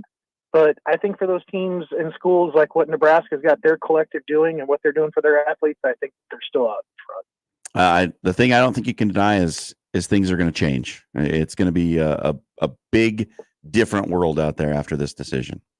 I'd say count on that. I think we all agree that it's a little bit wild, wild west. And I think that we still I don't think anybody really has the correct, like, one answer about how to make things better and perfect. And it's going to take a lot of tweaks. And I think there's going to be some tweaks that are going to be made incorrectly. And I think people just need to be patient with trying to get this thing to where everybody feels like it's working for everyone. All right, Bryan, you got big plans for the long weekend? You know what? I do kind of a Memorial Day walk across. We got a 2-mile bridge out out north of my house, and it goes over a lake that I live by. And they do a great job they call it Veterans Bridge. They line it with American flags. So I kind of go out there and I have 2 grandfathers that served. My dad served, I served. So just kind of one of those nice little moments to kind of take an hour and walk across the bridge and go on back home. So that's usually my tradition. All right. I love it. Thanks for coming on today. You bet. Have a great weekend, man. All right. Enjoy Memorial Day. That's Bryan Munson of On3 Husker Online, talking all things Nebraska football recruiting. I think it's interesting, the focus on those premier high schools around the country. You know, the ones that get to play on ESPN sometimes. All except this Bishop Sycamore. Except don't recruit Bishop Sycamore. Yeah, we don't include them in. But Bishop Gorman, go after those kids. All right. We'll take a break. When we come back to things here, I've got some thoughts about hockey. I think the NHL's in a really good place right now. Some Hawaii. But I don't know if it can stop the rise of soccer. That's next on the Connor Happer Show, 1620 The Zone. Live from the Host Coffee Studio, this is 1620 The Zone. Hi, this is John Bishop. Since the day I got my driver's license, I've had a check next to the organ and tissue donor box. It's a selfless gift because healthy organ donors can save up to 8 lives. And with tissue donation, dozens more can get the gift of sight, and burn victims can get life-changing skin grafts. Anybody can register, and there's no cost to you or your family.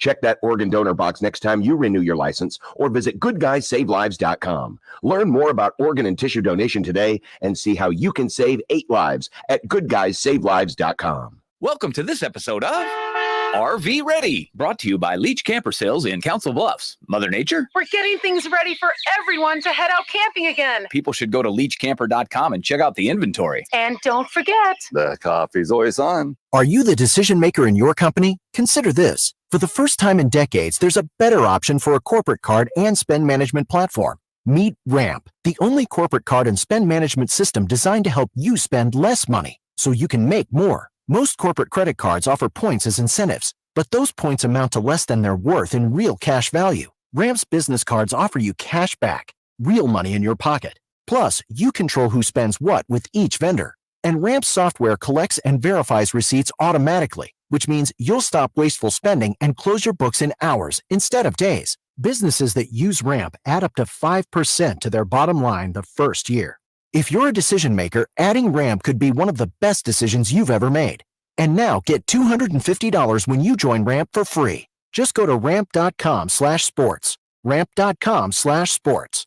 ramp.com/sports. Cards issued by Sutton Bank and Celtic Bank, members of FDIC. Terms and conditions apply. Prescriptions require an online consultation with a healthcare provider who will determine if appropriate. Restrictions apply. See website for details and important safety information. Subscription required. Price varies based on product and subscription plan. Hey guys, did you know there's a generic form of Viagra that works just the same but is 95% cheaper? And you can get it online at hims.com/joy. Through Hims, you'll get a free medical consultation to determine the ED medication that's best for you. Discreet shipping if prescribed, a 100% online process, and a range of treatment options, including trusted generic alternatives to the name brands, at up to 95% off. ED is personal, and at Hims, so is treating it. Just go to hims.com/joy and get connected to a licensed medical provider online for free with zero copay, no expensive appointments, and no awkward face-to-face conversations. To start your free online visit, you need to go to this exclusive address, hims.com/joy. That's hims.com/joy for your free online visit. hims.com/joy.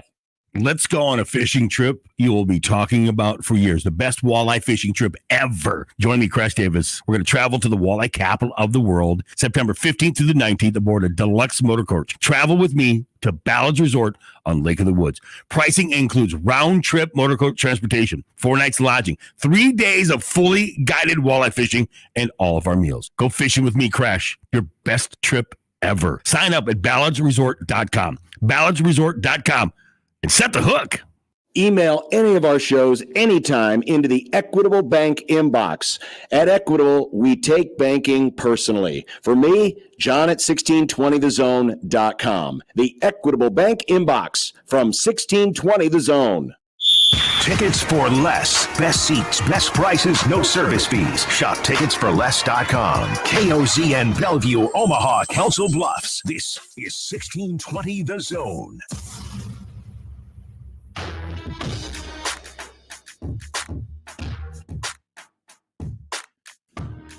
Connor Happer took an extended birthday weekend vacation, and that means you get me. And Josh Hodgson decided to take the day off too, so that means you get Peter. It's a 2-for-1 special. Yeah, there we go. Yep. Happy Memorial Day. Remember when Connor and Josh were here? I'm sure you do. Those were the days. Those were the days, man. When we could just listen to Connor and Josh. Sorry to disappoint, but these things happen around the holidays. You get the B team. I was watching hockey last night, as I am wont to do. Late finish. It was a late finish, but it was a great game. Did you make it through the whole? I made it through the whole thing. All right. I watched it all the way to the end. 32 seconds into the second overtime, Connor McJesus puts it in the back of the net. Gives Edmonton the 1-0 series lead over Dallas. We didn't ask Bryan Munson, who is a Stars guy, how he felt about that game. Should have. Long night for him, probably. Hindsight. And I think that, honestly, right now, the NHL is in such a good place. The product on the ice is so fun. Especially in the Stanley Cup playoffs. I get way into it. I watch every game, or as much as I possibly can. And it is just so good. Like, the talent on the ice across the playoffs has been just insanely good. And, like, Edmonton is so much fun. That power play is ridiculous. McDavid, Draisaitl. That team's been waiting for a breakthrough for a while. Evan Bouchard dropping bombs from the point. Like, that is a very, very fun team to watch. And Dallas, like Jake Ottinger a couple of years ago, coming out of nowhere to be one of the best goaltenders in the league. Great story. That's a fun team to watch. The Panthers coming out of nowhere last year to make it to the Stanley Cup final, looking like they're going to win it all this year after their domination of the Rangers in the first game. We'll get game 2 tonight. I think as far as from a viewership standpoint, as a somewhat casual observer, NHL's in a great place. The product on the ice is fantastic. They have really good broadcast teams, like really good. And it was kind of when Doc Emmerich hung him up and retired, who's like the GOAT of broadcasting, it was kind of like, what would happen? Who's going to take the reins now? They've found some really good play-by-play guys and some good analysts, and the broadcasts are really entertaining. I've enjoyed Mike Monaco's done a going great back job. to ESPN and Turner for NHL. I think they've both been doing a good job. And if you look at the numbers, the report from Sportico, viewership is up. An 8% viewership growth after they moved to ESPN and TNT. Highest TV turnout since 15-16. But their average viewer share is still just about 211,000 in the 18 to 49 bracket. And that's a growth for the NHL, right? So we're talking about that number was lower before. If you take all across the board, about 666,000 viewers per game on ABC, ESPN. Pretty good. But then you look over at soccer and what the Premier League numbers look like. Championship Sunday averaged 2.9 million viewers for the Premier League's final day. Best ever. 2.1 million people tuned in to watch Man City Arsenal in March. 6 of the 7 most watched Premier League games in history in the United States happened this season. Again, I think hockey's in a great place. Soccer deserves to be included in the Big Four now. It's a Big Five. That's been coming for a while, too. If we're putting hockey in the Big Four, it's now a Big Five. Because between the Premier League and the MLS, fans are watching, fans are caring, and the leagues are taking notice.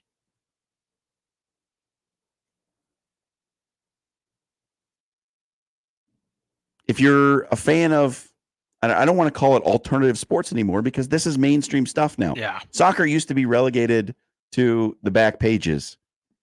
And for a lot of people, that's not the case anymore, man. It's just, and I think we're often, especially on the traditional media, me sitting in front of this microphone right now, I've been told a lot of times, you can't talk about soccer. Nobody cares. I think that's not entirely true anymore. And I think there's an audience out there that is not being served with the attention that they probably want and deserve. Because soccer is on the rise. It's still growing. More and more kids are playing the game every year. That's not slowing down. Like, we haven't reached the tipping point yet. And what do we hear about football? Fewer and fewer kids are playing football every year. Attrition is a big part of the game of football, the game we all love, but it's happening.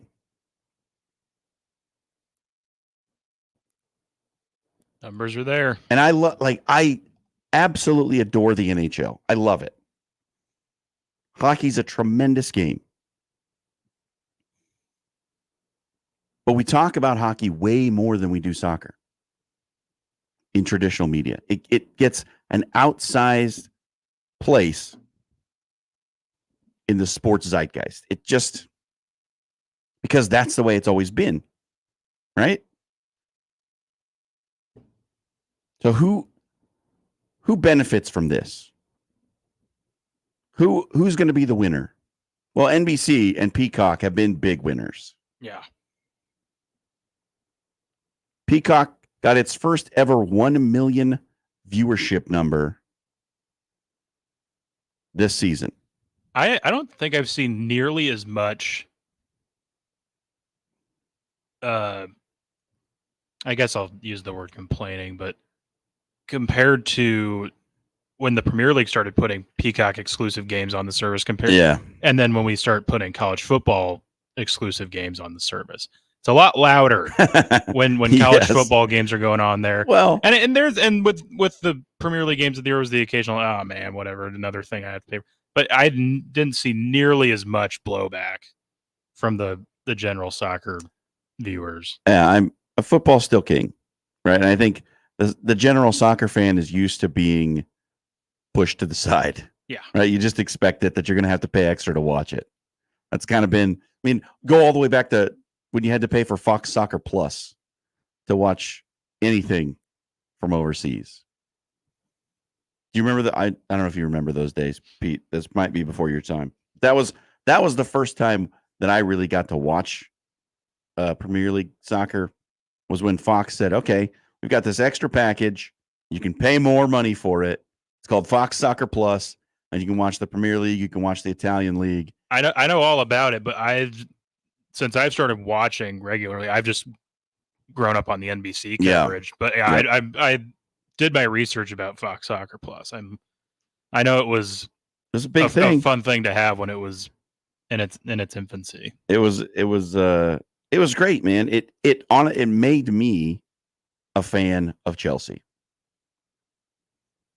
Like, you and I have great taste in clubs. We do. I don't disagree. I have great taste in a lot of things. We're on the manager hunt again, but it's okay. So are other teams. So what's the point here? What's the point? Hockey is great. I love it. I think the product in the ice is as good as it's been in the last decade. But soccer's coming. And it's surpassing hockey as the fourth most popular sport in the country. It's already right up there. If you include all of North America, throw in Mexico and Central America, it's nipping at the heels of number one. It's bigger than basketball. If you throw in the rest of the continent, it's bigger than basketball. If you take the world, it is number one. There's no doubt.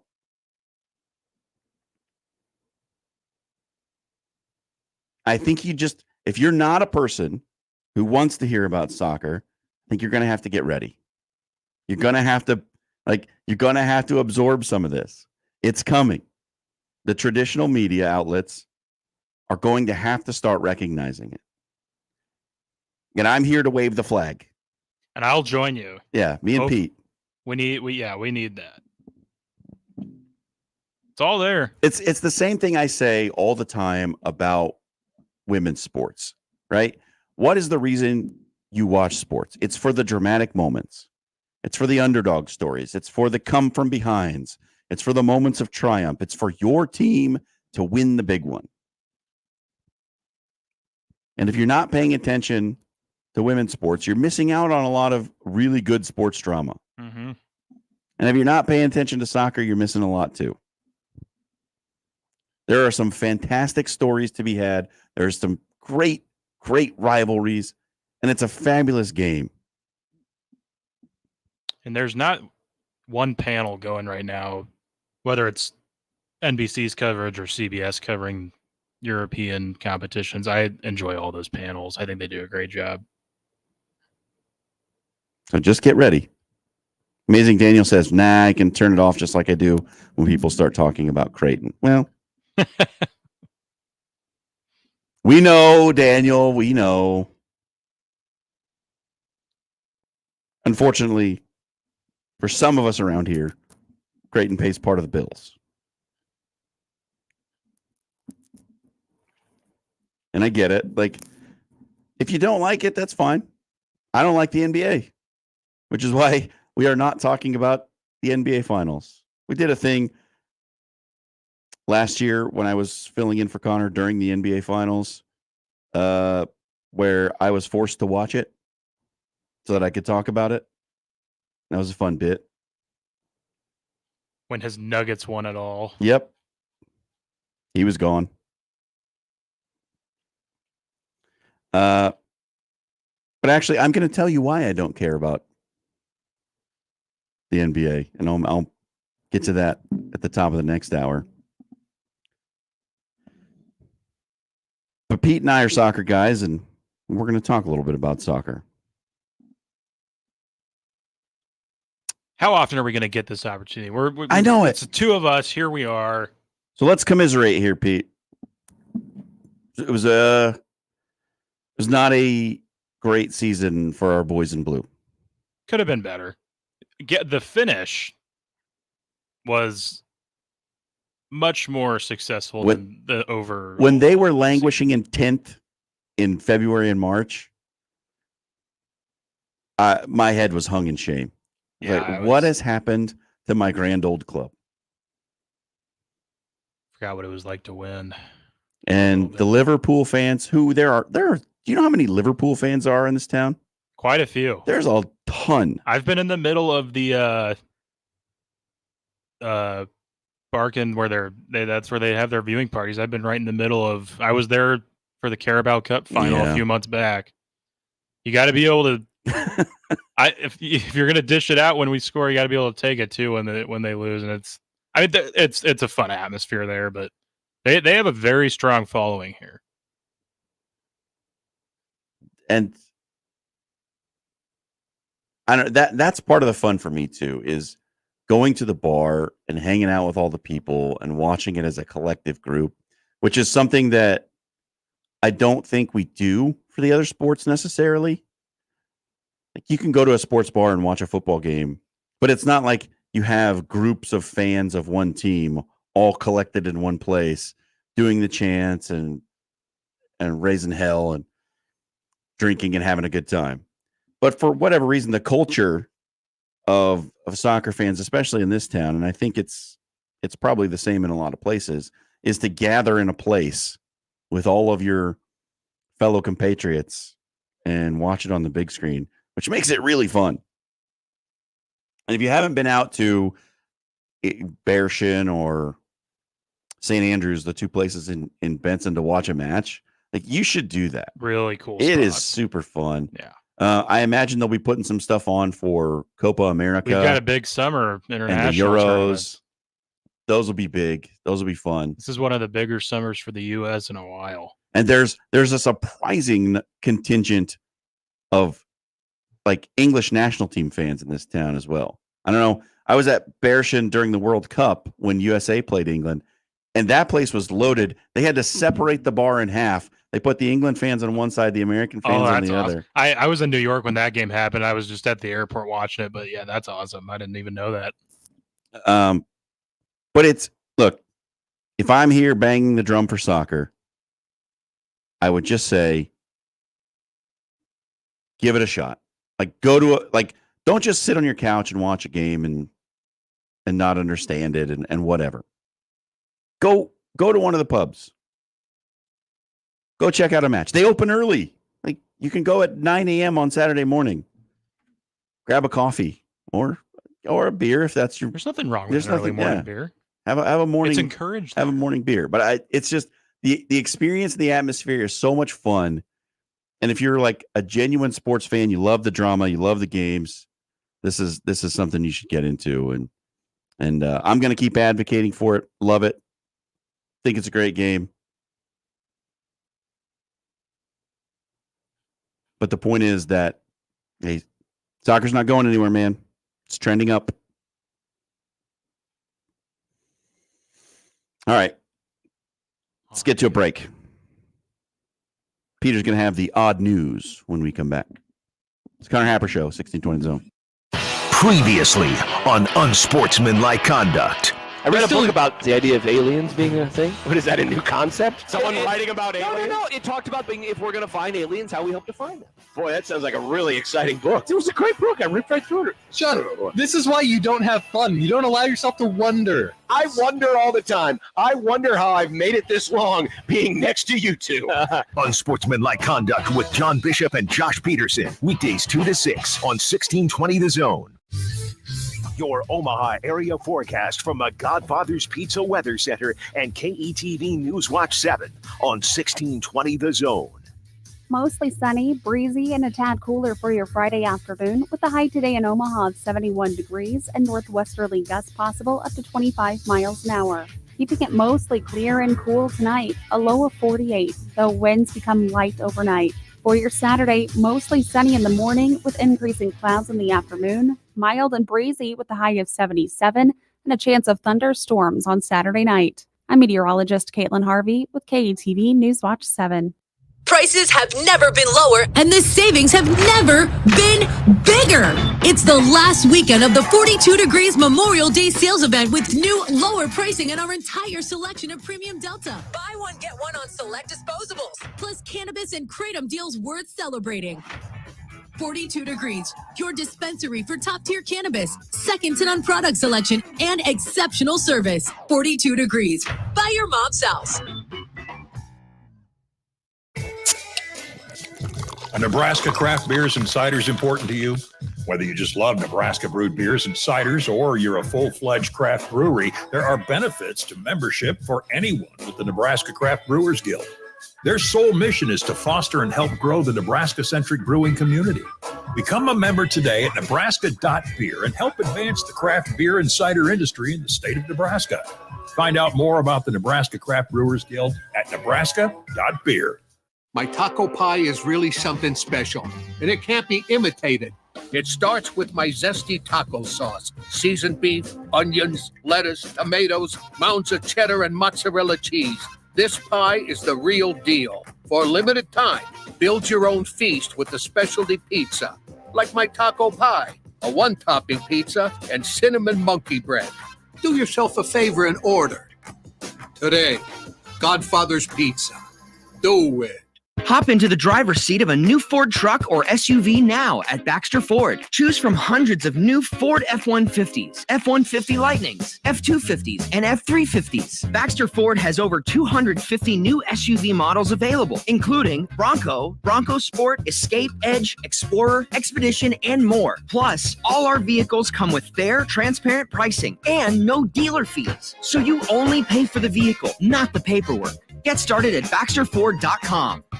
Enjoy huge store-wide savings during NFM's Memorial Day weekend sale. Take an extra 10% off the current price on furniture, flooring, and more. Plus, save on appliances, electronics, and mattresses via mail-in rebate. Get $100 off when you buy 2, $500 when you buy 5, and save $1,000 when you buy 8. The more you buy, the more you save. We're open late this weekend, so you can shop legendary low prices during NFM's Memorial Day sale. Store closed Memorial Day. Some exclusions apply. See store for details. Guys, let's have a conversation. Let's say you've been losing interest in your spouse. You got low libido. You can't focus on things. And you're wondering, what is going on? It may be low testosterone. Mentality is here for you. With their FDA-approved testosterone treatment, their board-certified physicians who work with most insurance companies, they can diagnose the symptoms of low testosterone and take care of it. Schedule an appointment today. Go to the website, lowtusa.com. Take back your life, man. Mentality, lowtusa.com. I'm Dave Osted. And I'm Ryan Osted. I think my first memory of golf is playing with my dad at a par 3 course. It was an absolute blast, and he always would have an ice cream hole. So if I got an 8 or less, we'd be going for ice cream. My first memory of golf really focused on driving the golf cart. Being able to drive that cart. You were a crazy driver. I was a crazy driver, but it was what I look forward to. And what's really funny now, when I take my kids out play golf, that is the one thing, along with the snack bar, that they are most excited about. Focus on the good stuff. Play better, have fun, and shop Osted's.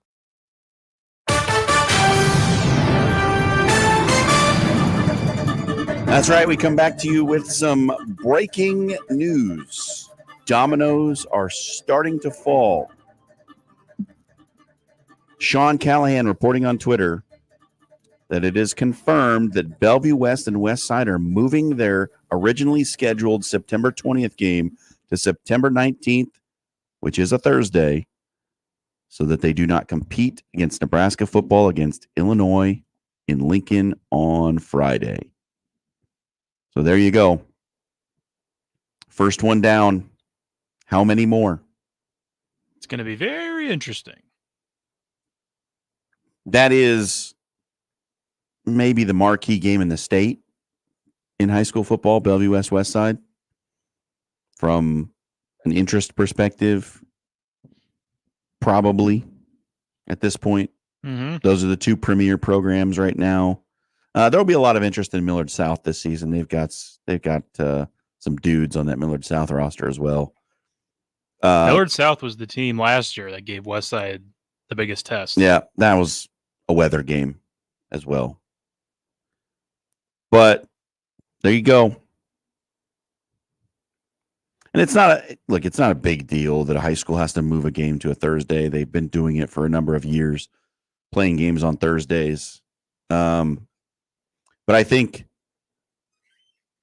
there's an obvious desire to keep the fans in the stands, you got to get that gate number up. I mean, that's a big source of revenue for our high school athletic departments is what they take in at the gate. And for a game that big, the gate's going to be sizable. And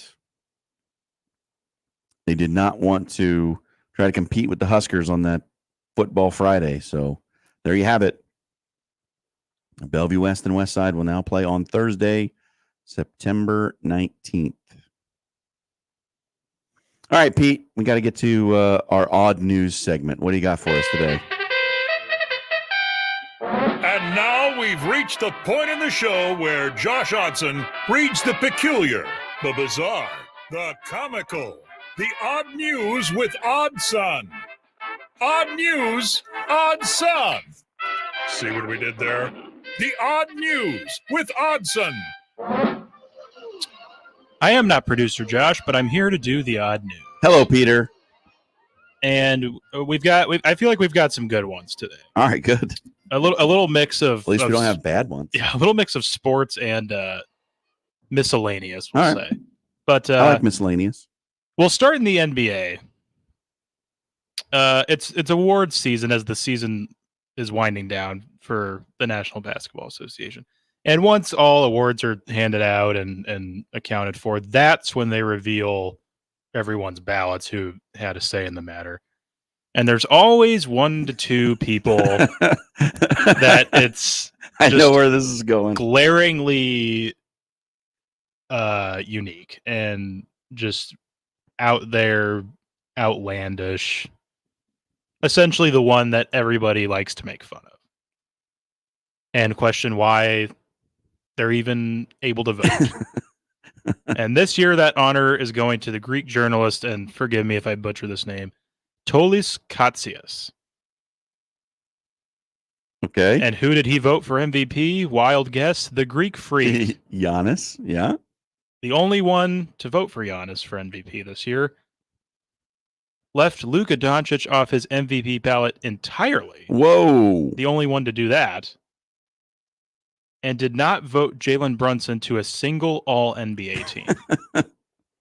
Both, actually, all 3 of those, incredibly egregious. Not a single argument to be made in favor of any of them. The question arises, Why does a Greek journalist get a vote in the American Basketball League's MVP? I don't race? understand the protocol or the format or how you qualified to have a vote in this thing. But Can I get a vote in Premier League? Yeah, award can we season? get in on this? Can I like, get one? How does this work? They go on to say in this article here that looking at his ballot, the Brunson exclusion might be an error, considering he voted Brunson 4th on his MVP ballot. But given the trends here, I don't know if it is an error. I think he maybe just had no idea what he was doing. I don't know if he watched. I don't know if he watched a single game. I don't know. I think he was just kind of. I love it though. Kind of vibing, yeah. I love it. Like, just lean into your homerism. Just do it, man. It definitely got a laugh out of me when I saw that he was Greek. It was hilarious, right? So yeah, that's this year's winner for most insane awards picks. It's like all the SEC voters who left Ndamukong Suh completely out of the Heisman ballot. So ridiculous. All right, moving on. And I'm glad I could work this one in here with the two of us sitting in here. All right. Some soccer news. Yeah, soccer. And this is not, at its base level, this is not uncommon. This does happen occasionally, where a player is ruled ineligible for a country and they have to forfeit results. It happens. But it doesn't really ever happen twice to the same player for the same country. And we have that here. Equatorial Guinea, for the second time in 11 years, is now having to forfeit 2 World Cup qualifiers for fielding the play. And this another name that's tough. Emilio Ensu, I'm going to say is the last name, was ruled ineligible this year, coming 11 years after the first time he was ruled ineligible for this team. How does that happen? It's a bit strange. He's ruled ineligible on 2 separate occasions? Yeah, this is the second offense by this exact player for Equatorial Guinea. It said that they ruled he played during these games, and now they must be in the books as 3-0 losses. And that moves Equatorial Guinea to last in their current group for World Cup qualifiers. So it does have pretty serious ramifications for them. But the odd part about this is back in 2013, the first time this happened, FIFA did not really specify why this was the case, why he wasn't eligible. They didn't really get into the nitty-gritty of it because that was on the approach to the 2014 World Cup. And once again, this year, they just label it as a breach of eligibility rules and that they are comfortably satisfied that the player was ineligible. Interesting. And he's scoring goals in these games, but yeah, I guess something's not adding up here. And it's just a little weird that it would happen not once, but twice. Well, and now he is let's be honest, from games for 6 months for international games. Equatorial Guinea wasn't qualifying for the World Cup anyway. No, but it is interesting to me. The Equatorial Guinea fans are probably up in arms right now. Again, right? This happened twice.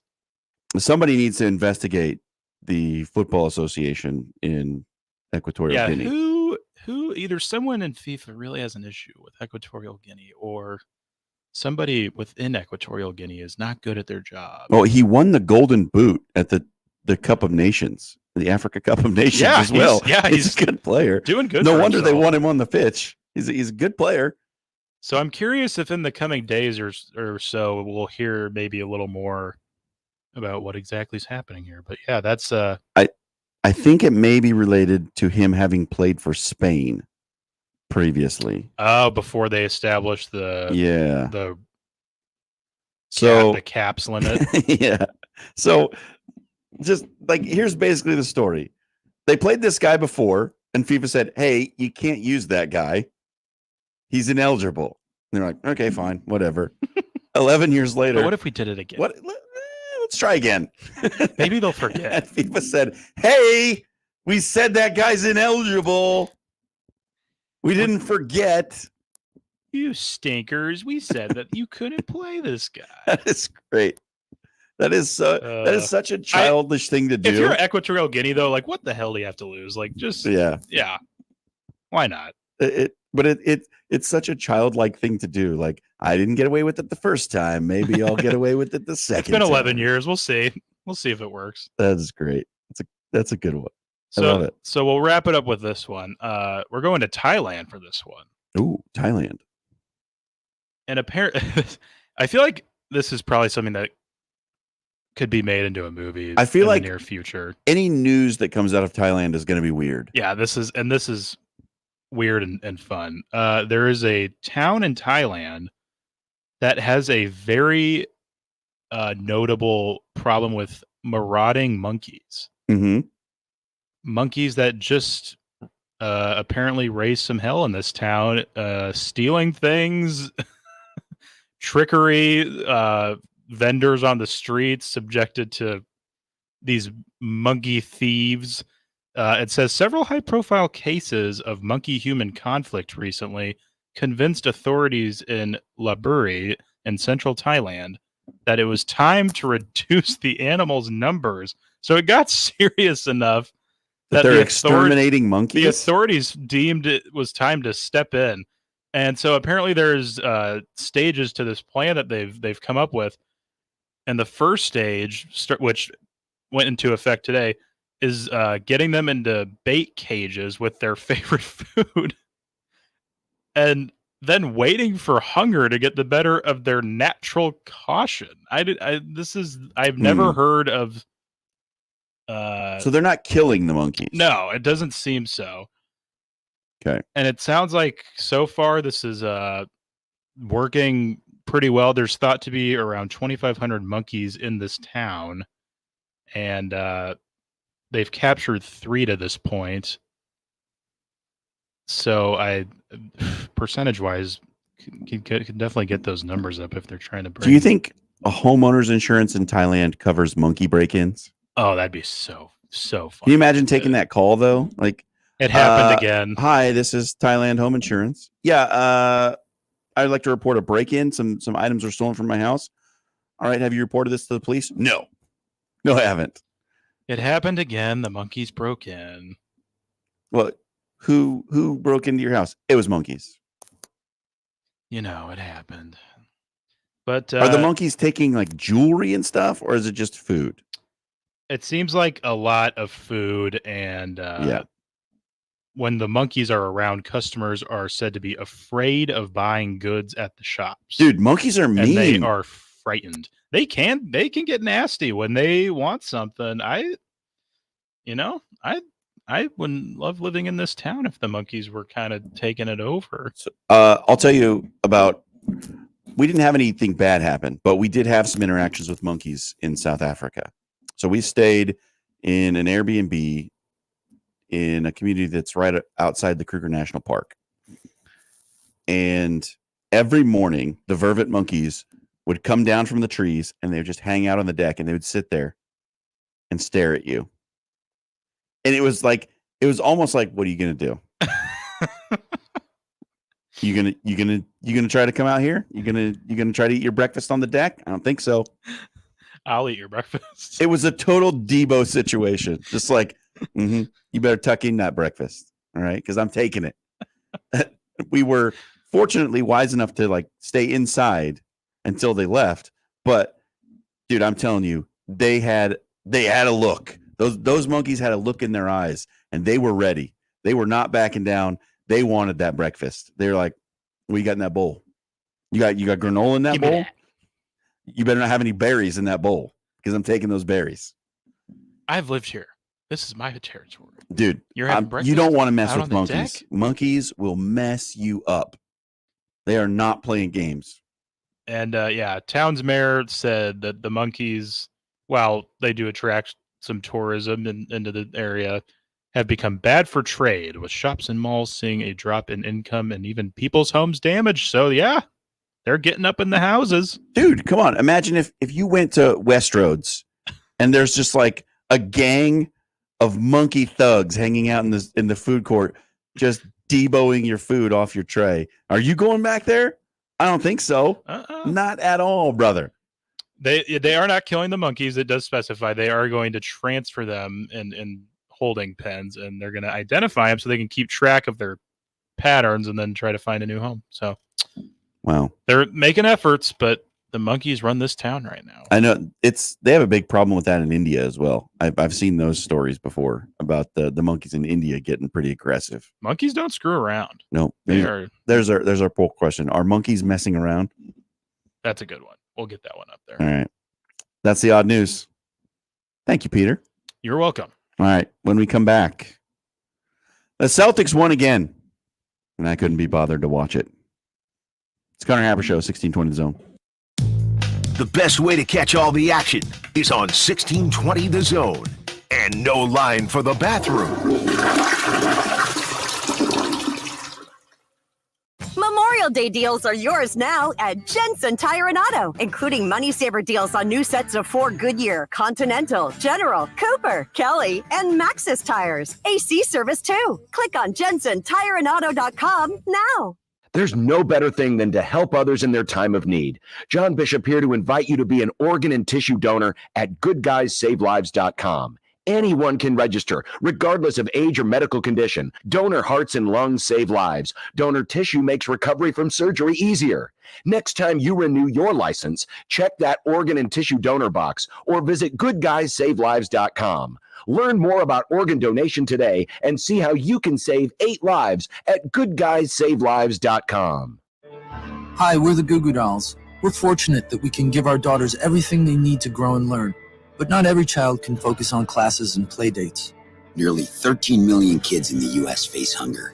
That's 1 in 6.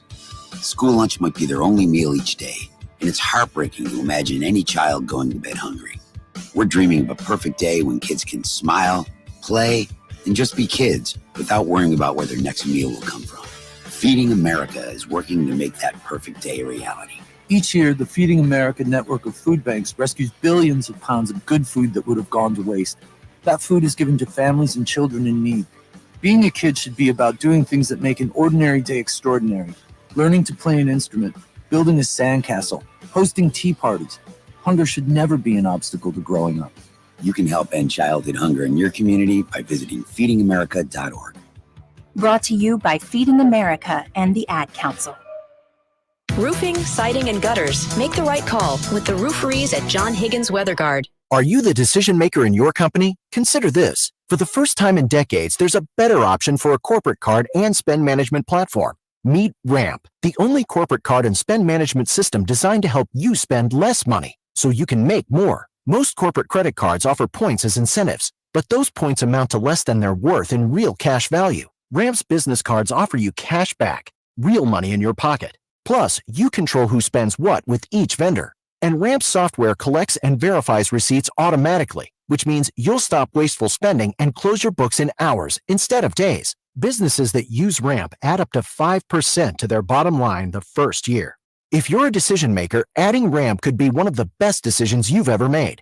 And now get $250 when you join Ramp for free. Just go to ramp.com/sports. Ramp.com/sports. ramp.com/sports. Cards issued by Sutton Bank and Celtic Bank, members FDIC. Terms and conditions apply. School sports are played by humans, coached by humans, and officiated by humans. So the next time you're sitting in the stands at a school athletic event, please remember this and maintain your humanity, especially when it comes to judging and critiquing athletes, coaches, and officials. Please show your fellow humans some respect. They'll appreciate your empathy. This message presented by the NSAA and the Nebraska State Interscholastic Athletic Administrators Association. Mexitli Restaurant by Chef Alberto Cardenas offers you an authentic Mexican cuisine experience with the traditional flavors of your favorite Mexican dishes with an innovative touch. At Mexitli Restaurant, they offer you the experience of tasting Mexico in every bite. The best tacos, birria, quesadillas, and more. Visit them at Mexitli Restaurant in downtown Omaha at 16th and Harney, and look them up on Facebook at Mexitli Restaurant or call 531-772-0550 to order. Since the April 26 tornado outbreak in Nebraska and Iowa, more than 125 volunteers and staff have mobilized to support relief and recovery efforts. The Red Cross plays a critical role in helping families and communities recover in the weeks and months after a disaster. You can make a difference in the lives of people affected by these disasters. To donate, visit redcross.org or text Red Cross to 90999. Thank you for helping the Red Cross support those affected by the tornadoes.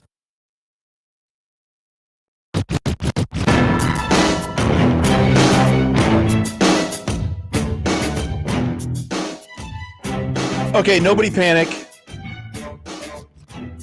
The AC has come back on in the studio.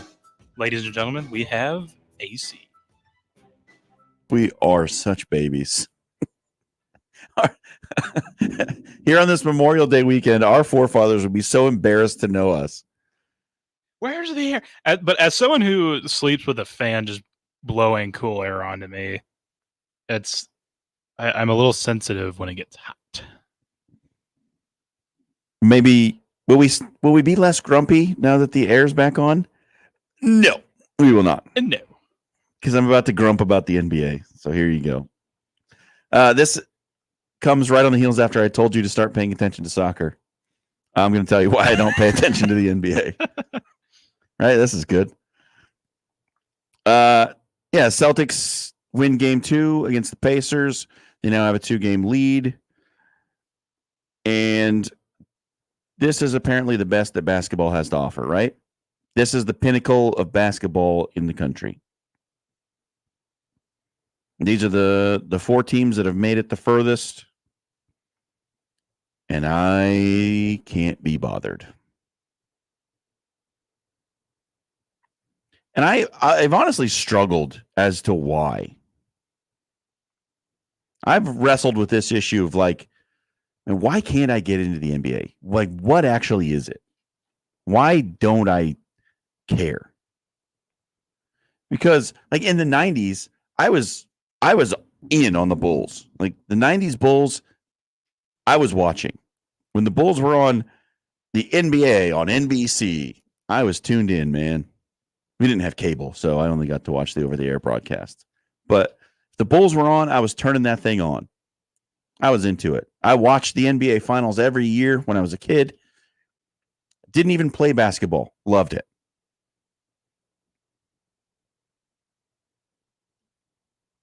And now as I've gotten older, like the NBA is just kind of fallen by the wayside. I still like basketball. I call a lot of basketball games. I love the NCAA tournament. I love that atmosphere. I watch every possible game that I can get my hands on when it comes to tournament time. I watch the women's NCAA tournament. I love that atmosphere. But there's just something missing for me when it comes time for the NBA to crown their champion.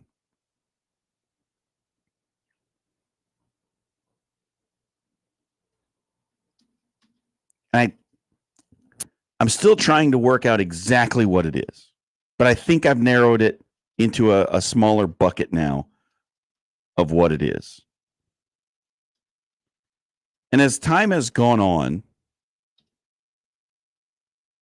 I think it's my disdain for the way the NBA markets itself.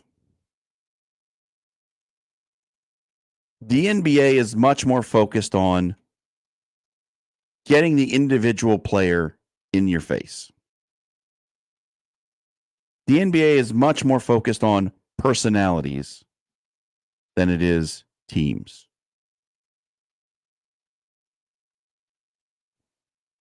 The NBA is so much more about one-on-one matchups, this guy against this guy, than it is about the larger context of the game. And I'm a larger context kind of guy. Like, I like the big story.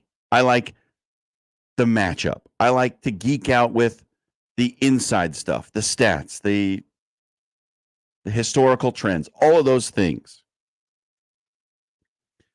And it feels to me, I could be wrong, Maybe it's just my perception, but it feels to me like the NBA shoves all that stuff to the side and says, look at this superstar. Look at him. He's in movies. He's on the court. He gets all the calls. The rules don't apply to him. He'll play one every 4 games. A lot of people complain about the. I'm not really a load management complainer. Yeah, a lot of people complain It's about a long load year. management. That doesn't even bother me so much. It's just the way that the game is presented. And so much of college basketball and women's basketball became that with Caitlin Clark to some degree. So much of that game, the NBA game, is about who is the big name on your team. And it just takes so many fewer players to make a good team. So you can essentially, if you have a good player, one good guy, you can be pretty good. And for whatever reason, it's just not appealing to me. Like it doesn't get the sports juices flowing for me.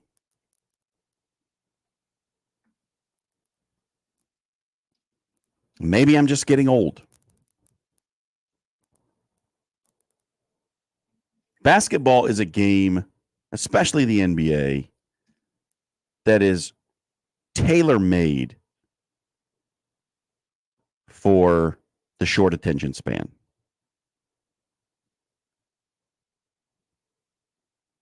Baseball is on the opposite end of that spectrum.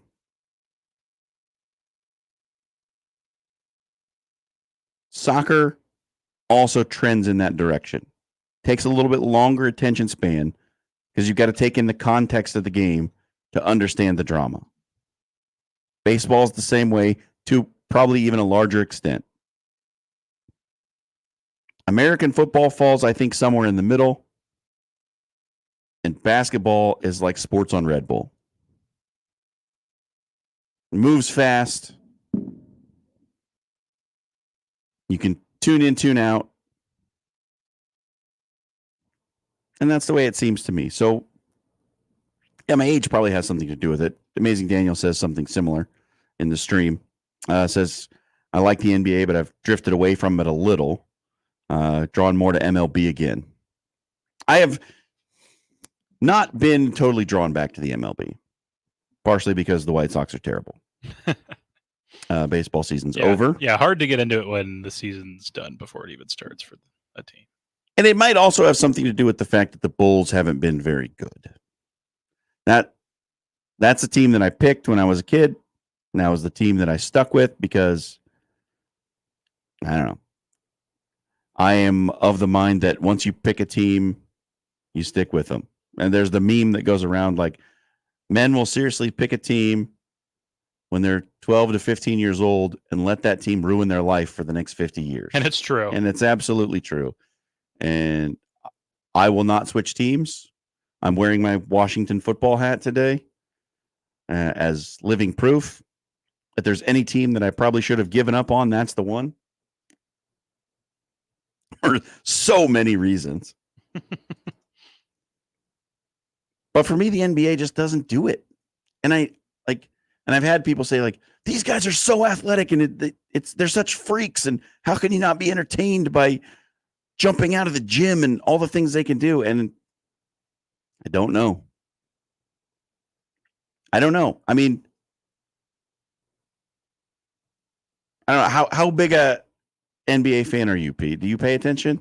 I am pretty locked in on the NBA. Okay. And that's a lot of that has to do with how much I enjoy basketball in general. And I don't love every aspect of the game. I think, and I preface this by saying it has become a rather low bar, but they do have the absolute most inconsistent, what am I looking at officiating of any league in the United States. They cannot get on the same page. The rules make no sense. The explanations change every few weeks. and it does, I think, hamper the product a little bit. I think the star power helps a lot and makes up for a lot of that. Oh, you enjoy that. But I don't necessarily, I don't tune into a game if I think it's going to be a one-on-one between two specific players. I'll tune into a game if it's a good team playing a good team. I don't really necessarily care. Like if it's we'll just use this past season, the success of the past season in this case. But like there was a scenario, Nuggets versus Sixers. Oh, it's Joel versus Jokic. That's cool, but I'm just excited to see two good teams play each other. And then eventually Joel was ruled out for the game, but I still watched it. Mm-hmm. Because, he's a big part of their success, but he's not the whole. He doesn't bring it all down. If I hear what you're saying, especially with how good Tyrese Maxey was this year. And it was still a fun game to watch. But I haven't really thought of it in the way that you phrased it, where they really do market themselves differently, and there's a little bit of give and take with that, and there is no doubt people tune in for the star power aspect of it, but how far can that really get you? I don't know. Yeah, I don't know how sustainable that is. I mean, in a few years, let's face it, some of these guys that have been around for decades aren't going to be around anymore, and they have some guys on the come up like Anthony and Shea and some younger guys that are going to try to take that mantle. Wemby, yeah. Can't believe I forgot him. He's going to put the whole league on his back at some point, but here's what it is for me, I think. I'm not into having a favorite player over a favorite team. No. And it seems like that's what the NBA wants you to have. They want you to have a favorite player, not a favorite team. They want you to follow a player through his career and not be stuck on just rooting for the Timberwolves, right? Not be stuck on just rooting for the Trailblazers. They want you to have a favorite player rather than a favorite team. They will market you that player rather than the team. And I have a friend, a good friend of mine, who was a huge NBA fan. He was like me in the 90s, big Bulls guy. He was a Bulls fan all the way through the Derrick Rose years. Loved him. When the Bulls got rid of Derrick Rose, he renounced his Bulls fandom. He gave up. He gave up. No longer a fan of the Bulls, got rid of all of his Bulls gear. And he's just been a Derrick Rose fan ever since then. Which is totally bizarre. And he's a little bit of a strange cat. Love him to death. He's a little bit of a weirdo. But he was also a huge Phillip Rivers fan for no reason. But I think those are the fans that the NBA wants to build. And that is just not going to work for me. Like, I can't get there personally.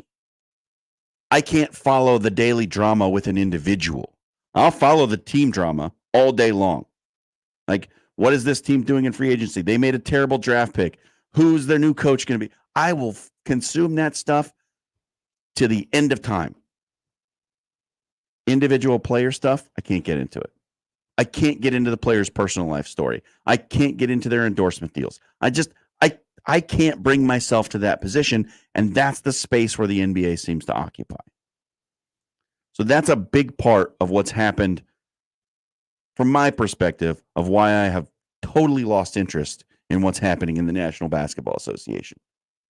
And I don't know. I mean, I think there are people out there who are like me. I'm over 40. I grew up in the 90s NBA. And that's kind of when it started, I think. Jordan. Yeah. Magic. When he had these individual players who were bigger than the league itself. The NFL has some big stars. Nobody's bigger than the league overall. They push matchups between teams. Historical arch rivals. It's about the play on the field, for the most part. Less so about individuals outside of maybe a couple. I mean, Tom Brady was bigger than just about everything for a stretch. But it was also still about Bill Belichick and the way the Patriots did the Patriot way, right? Yeah. They were doing things a certain way to win those games. So there were other things to go along with it. I don't find that with the NBA. I don't find anything below that level that is really interesting. Maybe that's just me, but that's my take. I think it's the way that the product is presented that turns me away. That is shoved aside the things I want to pay attention to for something that generates social media likes. Which, look, it might not be a bad business decision, but it's not the way I want to consume it. So, And that's fair. If you tuned in today hoping for a full breakdown of Celtics Pacers, I do sincerely apologize, but I am not your Huckleberry. All right, Steve Sipple's coming up, 12:30. We'll get his thoughts on what's happening in Lincoln, what's happening with Husker baseball, and what's happening with Memorial Weekend, because I know Sip's got thoughts. What's coming up next? Connor Happer Show, 1620 The Zone. Live from the Host Coffee Studio, this is 1620 The Zone. Is your concrete cracked or uneven? Hey everyone, Coach Greg McDermott here to explain why you should choose Everlevel Concrete Repair. Many people think they need to replace broken concrete, but repairing it provides durable protection and comes at a fraction of the cost. Everlevel provides permanent repair solutions to fix your concrete and protect it against future damage, and it all comes with a long-term transferable warranty. They offer free inspections to walk you through the entire process. Call Everlevel Concrete Repair today. Shop Sid Dillon Chevrolet, Nebraska's #1 volume Chevy dealer group. Visit us in Blair, Crete, Fremont, or Wahoo, or shop at SidDillonChevy.com. Together, let's drive. You are what drives us, Sid Dillon. Let's go on a fishing trip you will be talking about for years. The best walleye fishing trip ever. Join me, Crash Davis. We're going to travel to the walleye capital of the world, September 15th through the 19th aboard a deluxe motor coach. Travel with me to Ballard's Resort on Lake of the Woods. Pricing includes round-trip motor coach transportation, 4 nights lodging, 3 days of fully guided walleye fishing, and all of our meals. Go fishing with me, Crash. Your best trip ever. Sign up at ballardsresort.com. ballardsresort.com. And set the hook. To all of the families impacted by recent tornadoes, NFM wants to help. We've put together special disaster recovery pricing store-wide. Offers are available on furniture, appliances, flooring, and electronics. We hope this will make recovering easier for our eastern Nebraska and western Iowa neighbors. To ease financial strain, please mention this ad in store and ask about long-term financing offers. In the wake of disaster, NFM is here to help if you need us. Prescriptions require an online consultation with a healthcare provider who will determine if appropriate. Restrictions apply. See website for details and important safety information. Subscription required. Price varies based on product and subscription plan. Hey guys, did you know there's a generic form of Viagra that works just the same but is 95% cheaper? And you can get it online at hims.com/joy. Through Hims, you'll get a free medical consultation to determine the ED medication that's best for you. Discreet shipping if prescribed, a 100% online process, and a range of treatment options, including trusted generic alternatives to the name brands, at up to 95% off. ED is personal, and at Hims, so is treating it. Just go to hims.com/joy and get connected to a licensed medical provider online for free with zero copay, no expensive appointments, and no awkward face-to-face conversations. To start your free online visit, you need to go to this exclusive address, hims.com/joy. That's hims.com/joy for your free online visit. hims.com/joy. Baseball fans, it's time to hit a home run with Tickets for Less this year at the College Baseball Championship at Charles Schwab Field. Experience every thrilling moment without the extra fees. Tickets for Less offers transparent, upfront pricing on all tickets, plus score an exclusive discount when you use my promo code THEZONE at checkout on your next order at ticketsforless.com. But wait, there's more. Tickets for Less also buys tickets. Have extras? Can attend? Turn them into cash by calling Tickets for Less at 402-398-1999. Don't wait. Secure your seats now for the ultimate baseball showdown at ticketsforless.com. Tickets for less. Best seats, best prices, no service fees. Shop ticketsforless.com. KOZN Bellevue, Omaha, Council Bluffs. This is 1620 The Zone.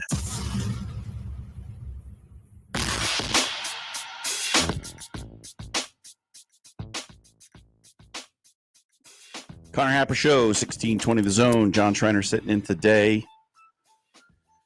Peter Happer? No, Peter Krenzer. You're Peter Happer now. I'm Peter Odson. You're John Happer. Yeah, there we go. Peter Krenzer is sitting in the producer's chair today. We've been talking about what happens in the next 10 years for college football. Pete and I gave you a rousing speech to get you going for the summer in soccer. A couple of big tournaments coming up. Yeah. Fun few months ahead. At 1:00, I think this is going to be fun. A Big 8 in memoriam. Where are they now? I'm going to run through every team from the old Big 8. Talk about, are they better off? Are they worse off? Where are they trending? And we're going to get Steve Sipple coming up at 12:30. I was just reading some things, and there's one headline that has been sticking out to me that I hadn't really dug in on, and it's the Bronny James conundrum. Speaking specifically of betting around Bronny James. The sports books in Vegas are reporting that people are betting on who's going to be the number one pick in the NBA draft. Around 6% of bets are coming in for Bronny James to be the number one overall pick. Can't say I'd go that far.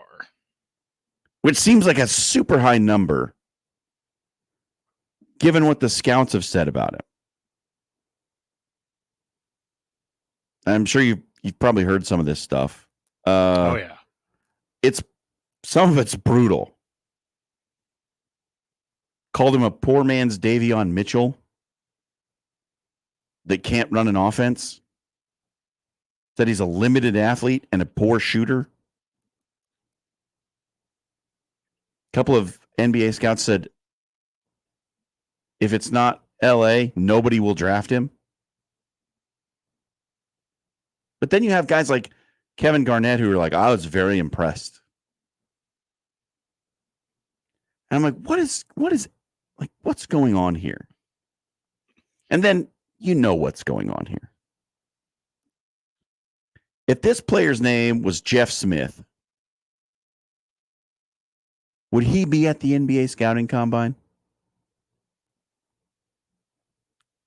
Pretty clearly no. What did he average? 2 points per game in his freshman season at USC? I know he had the medical issue. This is because he's LeBron James's son. And the only reason that anyone's even considering it is because they're trying to tempt LeBron into coming to their team. And that's not fun. That can't be a good or a fun position to be in if you're him. But it's also like even the scouting stuff is hard to make heads or tails of because of his name. Right? Some of the scouts seem like they're going easy on him because he's Bronny James. And it seems like some of the scouts are being intentionally brutal because he's Bronny James. So without being an expert basketball scout, how do I know? How do I know if he's any good? I don't. I don't know if anyone really knows his draft stock right now. I've seen reports top 10, late second, maybe not even drafted. I don't know. I personally didn't think there was a chance he would even enter the draft this year. I thought he would just transfer and play another year of college ball, considering he had that medical emergency and barely got to play. But it's a serious conundrum now because I think just with his name, it muddies the waters so intensely that how do you know? I think that LeBron James soundbite when the Lakers lost Game 5 and he was asked about his future in LA, and he said, I don't want to talk about that. I don't really know what's going to happen.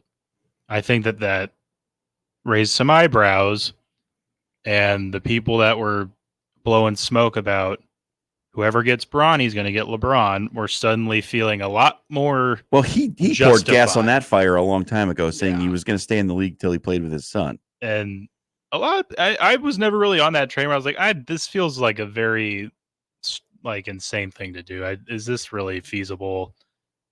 Hey, what do I know? I didn't think he'd even be in the draft pool this year. So, it'll be interesting to see what happens with that. And it'll be interesting to see if he ever pans out and turns into a decent player. I mean, he is just 19 years old after all. So I don't know. And look, I don't know how to make heads or tails of it. But it's out there, and it raised some questions for me. And I think the answers are all related to his last name. We got to take a break because we got Steve Sipple coming up. We'll get Sip on the other side of this one. It's Gunnar Happer Show, 1620 Zone. Mornings with Sharp and Handley. This is something that I've been very cognizant of living in Omaha, because I think Nebraska athletics, whether it be trying to gain new ticket holders, new donors, new interest, yes, winning matters, is they need to be better in this town, like more visible. Mornings with Sharp and Handley. Weekdays 6 to 10 on 1620 The Zone. Your Omaha area forecast from the Godfather's Pizza Weather Center and KETV News Watch 7 on 1620 The Zone. Mostly sunny, breezy, and a tad cooler for your Friday afternoon, with a high today in Omaha of 71 degrees and northwesterly gusts possible up to 25 miles an hour. Keeping it mostly clear and cool tonight, a low of 48, though winds become light overnight. For your Saturday, mostly sunny in the morning with increasing clouds in the afternoon, mild and breezy with a high of 77, and a chance of thunderstorms on Saturday night. I'm meteorologist Caitlin Harvey with KETV News Watch 7. Hey, baseball fans, join the Blur Tailgate at Hilton Omaha this June for our 12th annual hospitality event during the College Baseball Championship Series. Book an experience for your clients or employees with an inclusive bar, buffet, TVs, music, and tailgate games. Secure your spot today and let Blur Events take care of all the work so you can enjoy the day. Plus, we're just steps away from Charles Schwab Field. Visit blurevents.com to book your group, buy tickets, or learn about sponsorships. That's blurevents.com, your college baseball and football tailgate destination. Welcome to this episode of RV Ready, brought to you by Leach Camper Sales in Council Bluffs. Rody? Leach Camper Sales has the RV for you, and I am calling you out here. People should go to leachcamper.com and check out the inventory. And don't forget, the coffee's always on. A Nebraska craft beers and ciders important to you? Whether you just love Nebraska brewed beers and ciders or you're a full-fledged craft brewery, there are benefits to membership for anyone with the Nebraska Craft Brewers Guild. Their sole mission is to foster and help grow the Nebraska-centric brewing community. Become a member today at nebraska.beer and help advance the craft beer and cider industry in the state of Nebraska. Find out more about the Nebraska Craft Brewers Guild at nebraska.beer. Welcome to OmahaWeekendDeals.com, where each weekend you can find deals 50% off or more to some of your favorite businesses. This weekend's deal is to Ellsworth Crossing in Waterloo. Ellsworth Crossing is a farm-to-fork market. All Ellsworth Crossing products are ethically raised, clean, and keto-friendly with many health benefits. Get 2 $25 vouchers for the price of one to Ellsworth Crossing in Waterloo. Head to OmahaWeekendDeals.com now to get yours. That's OmahaWeekendDeals.com. To all of the families impacted by recent tornadoes, NFM wants to help. We've put together special disaster recovery pricing store-wide. Offers are available on furniture, appliances, flooring, and electronics. We hope this will make recovering easier for our eastern Nebraska and western Iowa neighbors. To ease financial strain, please mention this ad in store and ask about long-term financing offers. In the wake of disaster, NFM is here to help if you need us.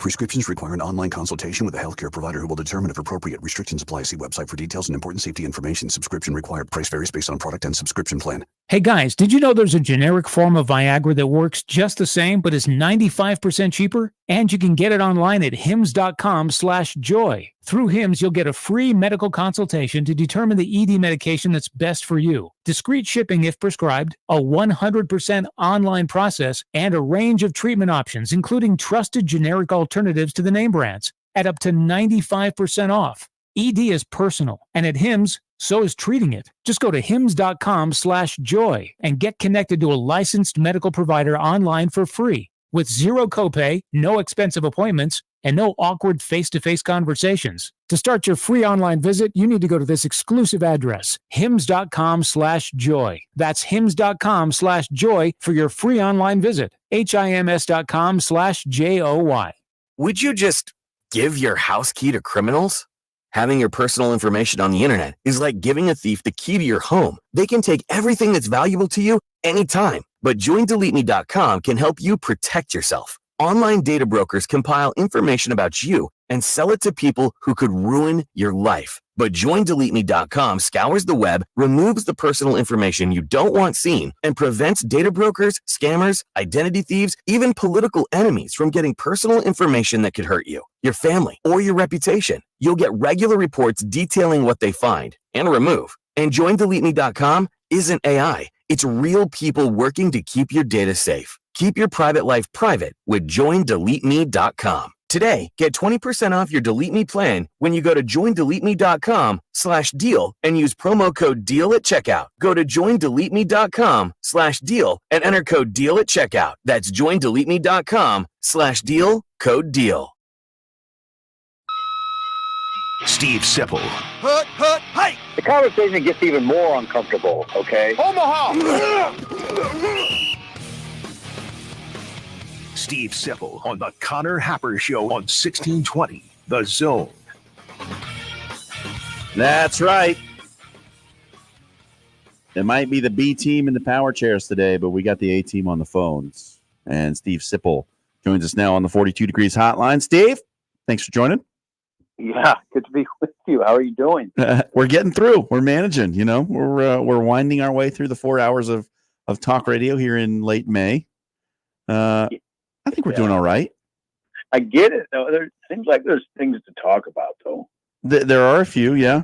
It's tough, though, as I just explained in our last segment. It's tough when you're not somebody who pays close attention to the NBA at this time of year. Yeah. And I'm more of a Stanley Cup playoffs guy, and that's not the topic that generates the listeners. You know what I mean?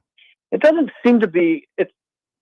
It's not. I'm not watching it, and it's not because I'm not interested. It's just I wonder sometimes. And I don't know. I mean, I don't poll people on this formally or informally. I just wonder sometimes if it's just a matter of not being able to get to everything. I just can't get to everything. I want to get to. I'd love to get to hockey, but I just don't. There's just not room for me to do it. There's not enough time in my day to do it. Yeah. That's the choice we all make as sports fans. Where does our attention go? Yeah. When you're like me and your attention span's really bad, it's hard. Maybe that would lend itself to skipping around a little bit more. But again, I don't know. Some of it's just work related. I just can't. Yeah. Because of work demands, I just can't find the time. And I got an early show. Not that anybody gives a damn about this, but in May, we're in May, so we can talk about it. I have an early show, so I'm up at 5, so I can't be watching hockey at 10:30. I just can't do it. I hear you. They play those games late, man, and especially when it goes double overtime like it did last night. Yep.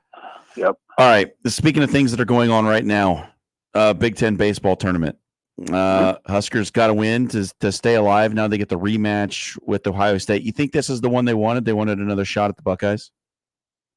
Yeah. Now I guess when you put it that way, yeah, I would think so. Losing 15-2, and I always believe in sports and the revenge factor. There's different philosophical opinions about that, but I believe in it. I think there's a visceral element to that. that's real, and I think that can help Nebraska. I think more. There's other things that are more important. For instance, Mason McConaughey and how he pitches. It starts there. It's always going to start there. And, Nebraska has been okay of late with runners in scoring position, but that's a big thing. I mean, they went through they've gone through stretches this year where they just didn't get the timely hitting. And so those two things come to mind, but there's got to be a determination for them to work their way back. And you would think that's there, but man, hey, the bottom line is they should have a big advantage on the mound. Ohio State had to go through a lot of pitchers in its game this week, its second game this week. And Nebraska has a deep pitching staff. I mean, we always got to keep in mind here that Nebraska's got the best pitching staff in the Big Ten statistically, and it's not really even close. So there should be an advantage there. Yeah, I think it's interesting that you go to the pitching staff, because I think that's been, at least from what I've heard from different people, is like people are so worried about the Nebraska bullpen, and when you get away from the starter, what happens with those guys, just because of some late season situations that have come up. Are you confident in that the Nebraska bullpen has enough to get them through? Yeah, I am. I mean, I know it's blown up at times. It has. It's had its moments of extreme. Yeah. Look, they let him down a lot. Yeah. Or at times. But no, I go to McConaughey. I mean, I think he's got his ERA is only 3.10. He's got plenty of rest. I would think he's a guy. I mean, I think he solves some of that issue. If he can get 6 strong innings, 7 strong innings, then it takes some pressure off everybody. It takes pressure off everybody if he can do that. And I just think he should be able to. I mean, he's done it. And come on now. This is the time. These are the times when those guys that you lean on have to come through. And I think McConaughey is equal to this task. And looking ahead, I know it's looking quite a ways ahead, but if Nebraska is able to make it to that Sunday championship game, do you think they'd let Sears go again? No, I don't. I don't know that. I don't have any insight, but my inkling would be no. How many days would we be talking about? Did he go on Wednesday? Yes, he did. He pitched on Wednesday against Purdue. I just don't think you do it. I don't think you would. And again, I don't know what's going through Rob Childress's mind in that regard at all. But this late in the season was, there's a lot of innings in his arm. I wouldn't do it. I wouldn't do that. Do you think that would change if Nebraska was more of a bubble team? Because it feels like they're probably in the field now, but is it change if they're a bubble team? Maybe. Again, maybe. There's a lot of dynamics in that question. Like, one that I don't know is what would your alternatives be? What would the alternatives be? I don't know.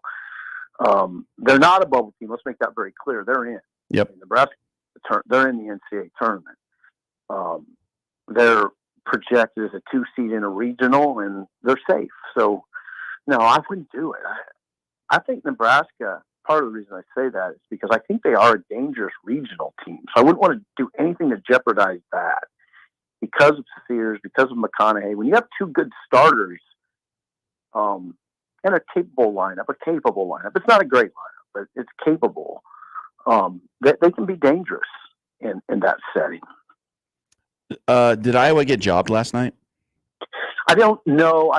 The Nick Sainer, who I did this show with in Lincoln on the ticket this morning, was adamant that Iowa got jobbed. He said it was not even a question.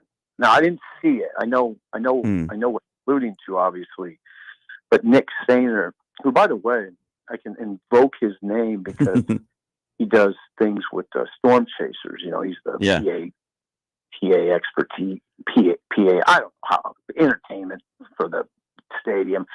And he knows baseball at a high level. Nick really does know baseball at a high level. And yeah, he says it's not even a question that they got.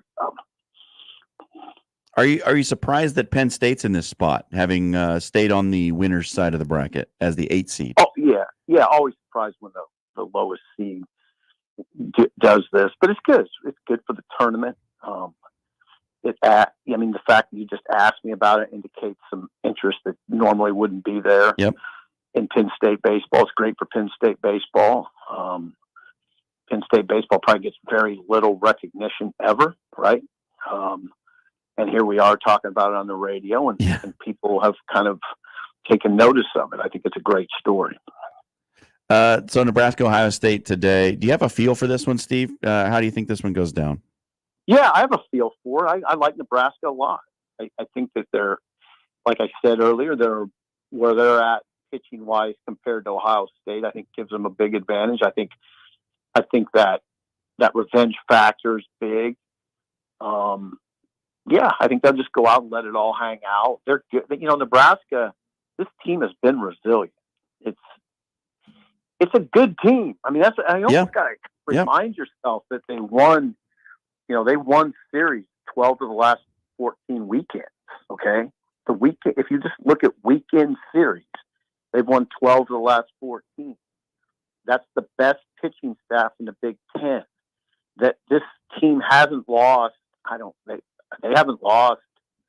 I think they've lost over 2 in a row only a couple times, and that was 3 in a row. They don't. They haven't gone on any horrible runs. They're good. They're pretty good. So yeah, I like them a lot. And then we'll see what happens on Saturday. You'd have to beat Indiana twice, but I think they'll put pressure. I think they'll get by Ohio State and put pressure on Indiana. I think it's pretty safe to say. So, I mean, why does it feel? Is it just simply the midweek losses to teams that weren't maybe the caliber of teams that you think Nebraska should be losing to? Because it kind of feels like there's a little bit of hand-wringing, maybe some apathy starting to set in, a little bit of a fizzle vibe to this team around the fan base. What do you think is causing that? Well, you identified it. I think largely it's the midweek, and then also remember this is a very smart fan base, and they remember when Nebraska had Johnny Dorn and Tony Watson and Brian Dunsing and Java Chamberlain on the same staff, okay, and Zach Kroenke, okay. They remember when Nebraska had, Alex Gordon, all right. I mean, a first rounder. They don't, the star power isn't there. I think that's part of these discussions. I think people recognize it for what it is. It's just going to be hard to recruit big time those sort of players. Could they have gotten those sort of players if they were in the Big Ten? Probably not. They were in the Big 12. It was a different dynamic. And I think that's part of the apathy. I would say it's part of my apathy. Yeah. I mean, I covered those teams. I mean, going way back to Komine, going back to when Dave Van Horn took over, and then the talent just escalated, and you were covering all Americans, right? And first round draft picks, and it's you just don't see as much of that now. So I think that's some of it, and some of it's just, and a lot of that is just because they're in the Big Ten and it's a different world. Talking to Steve Sipple, Husker Online on 3 here on the 42 Degrees Hotline. Let's shift gears a little bit. Some things around Nebraska football. The night game was announced, and now probably the biggest high school football game in the state has announced that it is moving to the Thursday prior. Good move. What do you think? That Bellevue West and West Side are moving? Yeah. Yeah, it's a good move. Makes a lot of sense. Common sense move. I don't think it would. Now, I don't know this because it's not my area of expertise, but I can't believe it would be that challenging logistically. Yeah. So yeah, I mean, I think of Michael Huff and the Bellevue West coach. Mike Huffman, yeah. Yeah, Huffman. And I think of what a fan he is. I mean, he's a huge Nebraska fan. Huge Nebraska fan. Yeah, Huffman. I'm sorry. He'd kill me for saying that. I love him. He's been great to me. But I know we've talked about this. He's a gigantic Nebraska fan. So this all makes a lot of sense to me, and it's fine. It's not perfect for anybody. I get it. I get that side of the conversation. I don't want to act like it's not a challenge for some people, but that's a good move. Yeah. And as far as that Friday night game, Nebraska's just got to blow this thing out, right? It's got to be a spectacle. They can't just like show up and do normal game day on Friday, can they? No, I like the way you're thinking. Now some of that is, let's say this. Let's say they beat UTEP handily. Yep. And beat Colorado and beat UNI handily. Then there's just got to be organic excitement, right? Just natural. Like people are going to be, it's not going to be, you're not going to have any problem. But I do understand where you're coming from. I'd like to see them do something special. I don't know exactly what that would be. Like Sean Callahan, whom I work with, mentioned maybe a band after the game, a good band, a name brand band, something like that. Help celebrate it. But yeah, you got to blow it up. I agree with you. 400 sellout. Again, it's not a perfect situation, but it doesn't have to be a negative. I really believe that. I mean, I think those positives that people talk about aren't contrived positives. I think it's a positive that you have that window. You know, you're in that window where you don't get lost like you would in an 11 a.m. game on BTN, which was probably the alternative, right? Instead, you get this prime time window to show that stadium in all its glory, and hopefully the fans will cooperate that way. And it is legit packed. It's not one of those turnstile counts that turns out to be 68,000 or something like that. You know, it's that you see a packed stadium in all its glory. And I'll tell you something: if they're undefeated, that's what you'll see. Yeah, absolutely. Steve Sipple, Husker Online. So the news of the day yesterday was colleges are going to pay players now. Feels like this has been coming for a long time.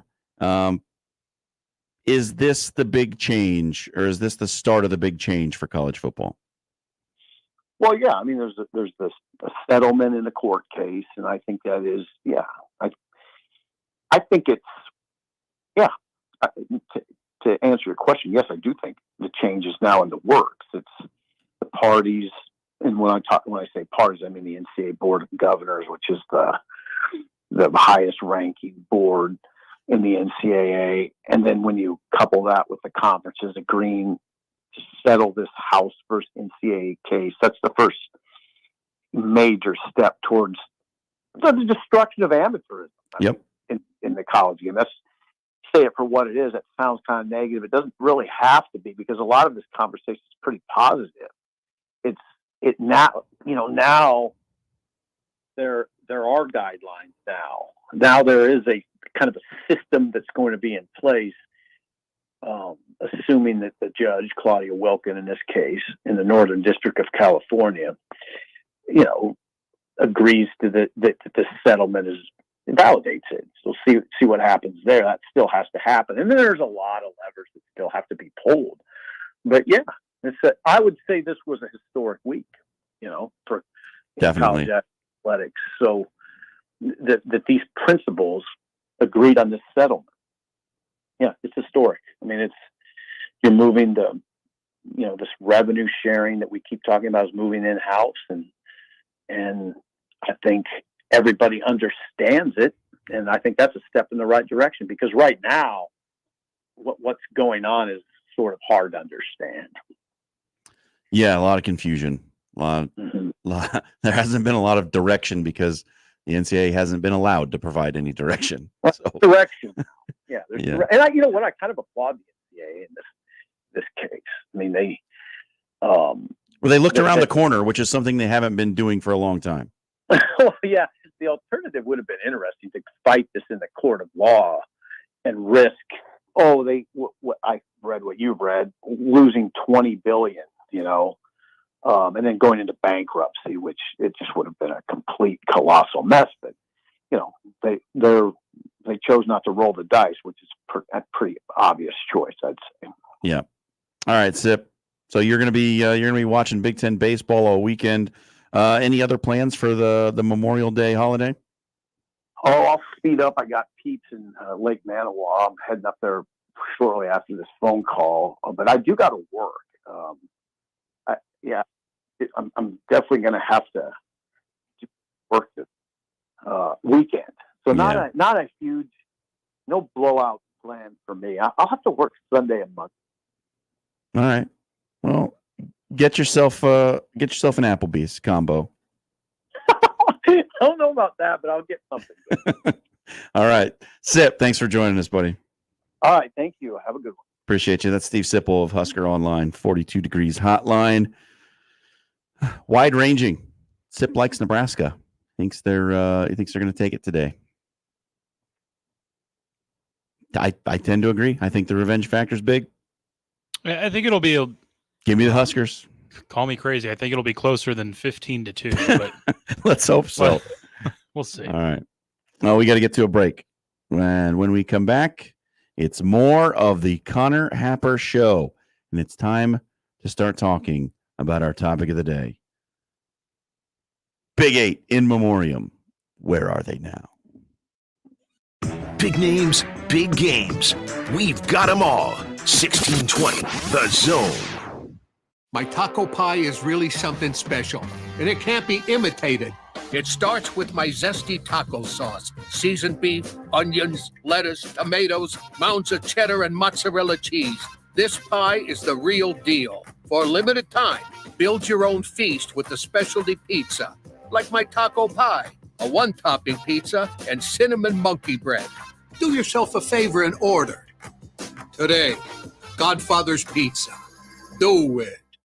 Make the right call. John Higgins Weather Guard, the home of the roofery. When it's time to replace or repair storm damage, make the right call. John Higgins Weather Guard, the local, trusted, and proven choice. No one has installed more Da Vinci roofs, and there's a reason why John Higgins Weather Guard is the nation's leader. Community member, community supporter. Make the right call. John Higgins Weather Guard, the home of the rooferys.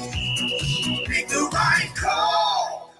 Let's go on a fishing trip you will be talking about for years. The best walleye fishing trip ever. Join me, Chris Davis. We're going to travel to the walleye capital of the world, September 15th through the 19th aboard a deluxe motor coach. Travel with me to Ballard's Resort on Lake of the Woods. Pricing includes round-trip motor coach transportation, 4 nights lodging, 3 days of fully guided walleye fishing, and all of our meals. Go fishing with me, Crash. Your best trip ever. Sign up at ballardsresort.com. Ballardsresort.com. And set the hook. They say health is wealth, and I could not agree more. That's why if you or somebody in your life is living with everyday aches and pains, I want to tell you about Relief Factor. And I'm telling you, I can feel the difference. Relief Factor is a daily supplement that helps fight pain naturally. Naturally. Now that's a big deal. Developed by doctors. Relief Factor's unique formula of ingredients all work together to help support your body's response to inflammation. Instead of masking pain for a couple of hours, Relief Factor actually helps reduce or even eliminate your pain for good. Whether it's neck, back, joint, or muscle pain, if you're looking to feel better, live better, give Relief Factor a try. In 3 weeks, you will know if it's working because you'll feel it. For instance, I was sent Relief Factor to try, and I've been taking it every single day. I'll tell you what, I feel the difference every day. Go to ReliefFactor.com or call 1-800-4RELIEF. That's 1-800-4-RELIEF. Save on your first order. Don't let pain tell you how to live. Fight back naturally with Relief Factor. These products and statements have not been evaluated by the Food and Drug Administration. These products are not intended to diagnose, treat, cure, or prevent any disease or condition. Prescriptions require an online consultation with a healthcare provider who will determine if appropriate. Restrictions apply. See website for details and important safety information. Subscription required. Price varies based on product and subscription plan. Hey guys, did you know there's a generic form of Viagra that works just the same but is 95% cheaper? And you can get it online at hims.com/radio. Through HIMS, you'll get a free medical consultation to determine the ED medication that's best for you, discreet shipping if prescribed, a 100% online process, and a range of treatment options, including trusted generic alternatives to the name brands. at up to 95% off. ED is personal, and at Hims, so is treating it. Just go to hims.com/radio and get connected to a licensed medical provider online for free with zero copay, no expensive appointments, and no awkward face-to-face conversations. To start your free online visit, you need to go to this exclusive address, hims.com/radio. That's hims.com/radio for your free online visit. hims.com/radio. Guys, let's have a conversation. Let's say you've been losing interest in your spouse. You got low libido. You can't focus on things. And you're wondering, what is going on? It may be low testosterone. Mentality is here for you. With their FDA-approved testosterone treatment, their board-certified physicians who work with most insurance companies, they can diagnose the symptoms of low testosterone and take care of it. Schedule an appointment today. Go to the website, lowtusa.com. Take back your life, man. Mentality, lowtusa.com.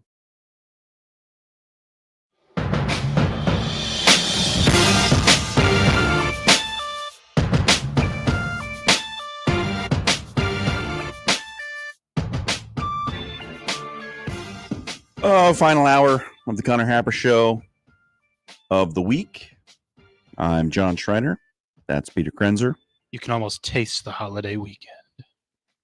We're getting close. We're getting there.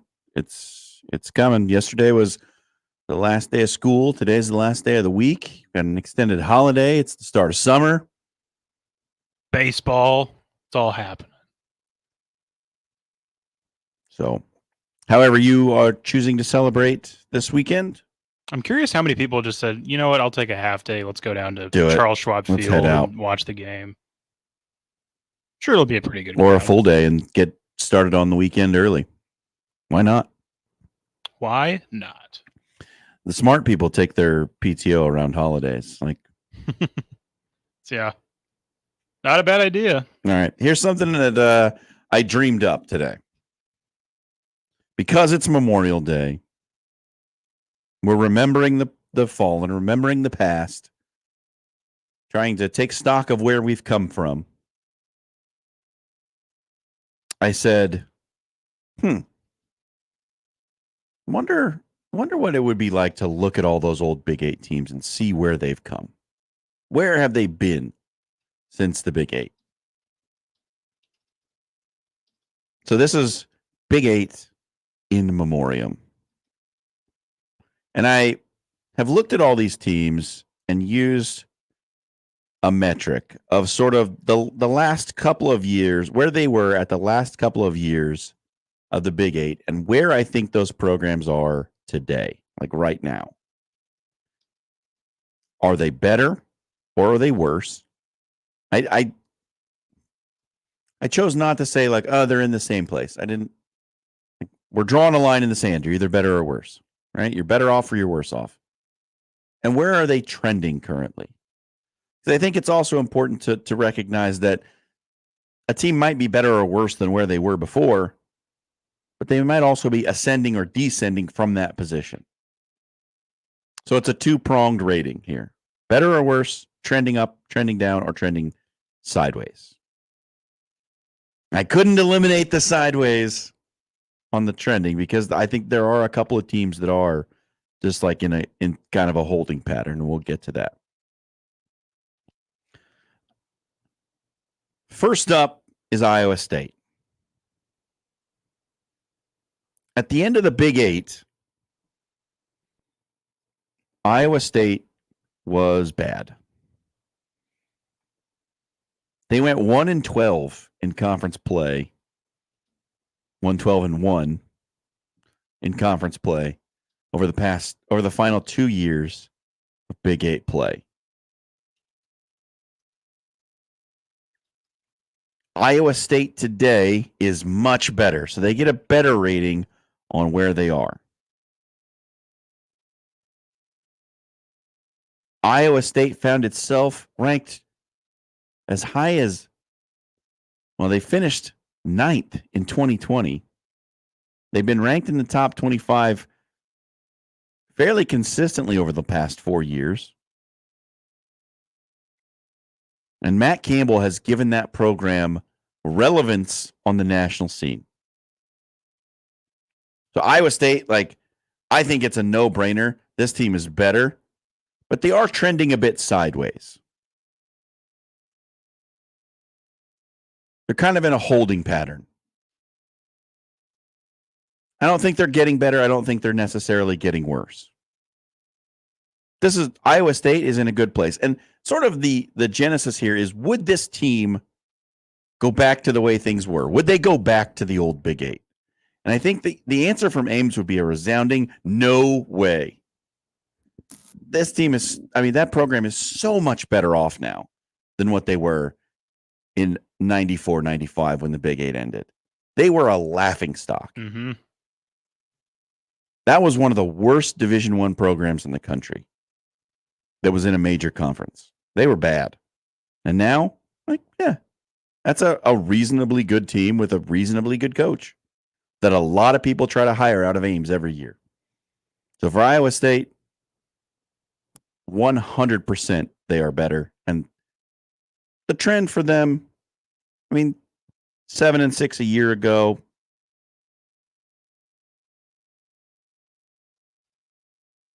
4-8 the year before. 7-6 the year before that. So it's kind of a holding. They're like just moving along. An interesting one to look at is Kansas. And this took some looking at. Did you know, Peter Krenzer? Let's hear it. That in the final year of the Big Eight Conference, Kansas finished the regular season ranked number 9 in the country? I did not know this. They were 10-2. Kansas was on the ascendance when the Big Eight came to a close. 10-2. Oh. They had gone 6-5 the year before and 5-7 in 93. They went 10-2 in 95. And then the early Big 12 years, Kansas was among the best. They were very good. Under Mark Mangino, that team became like a consistent winner. I did enjoy watching their games growing up. And when they then were winning. It all came crashing down. And Kansas became one of the worst teams in the country, if not the worst.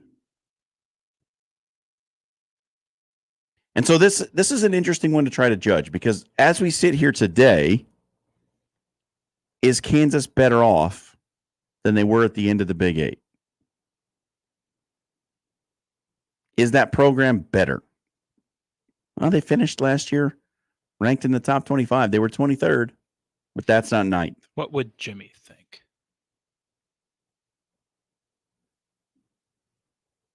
They were 6-7 the year before. I think they're worse, but only slightly. They're just a little bit worse than they were when the Big Eight came to a close. And they're certainly trending up the most. And the right trend is up. New stadium coming in. Excitement's back. Kansas has been a roller coaster, man. Yeah. They were riding up, went into the Mangino years. They're playing in BCS bowl games. Mangino gets fired for mistreatment of players. They hired Charlie Weiss. They hired Turner Gill. They hired, I think it was David Beatty. And the floor just drops out from under that program. And they finally started to build it back up again. So the trend is up. I think they're slightly in a worse position. Would they go back to the Big Eight? I think they would. I think even though the trend is up right now, if you could give Kansas the situation that they had in the Big Eight, I think they'd take that. The status of the program back then, I think they'd take it. But like it's such a tough grade, though, because this is a top 25 potential team every year now with the head coach that they have in Lance Leipold. He's doing really good things. They're getting facilities upgrades, and they're renovating the stadium, and there's more attention on the program. They finished 9th in 95. The other school from Kansas State. The Cats. Kansas State in the 1970s was maybe the worst college football program of all time. Multiple seasons without winning a game in conference.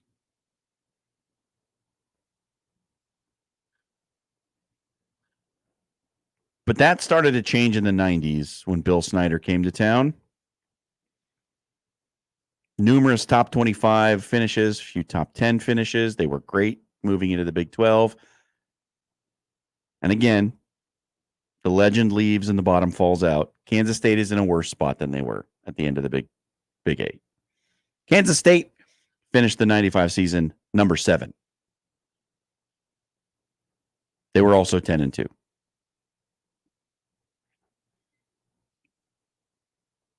But they're also trending up. Program on the rise.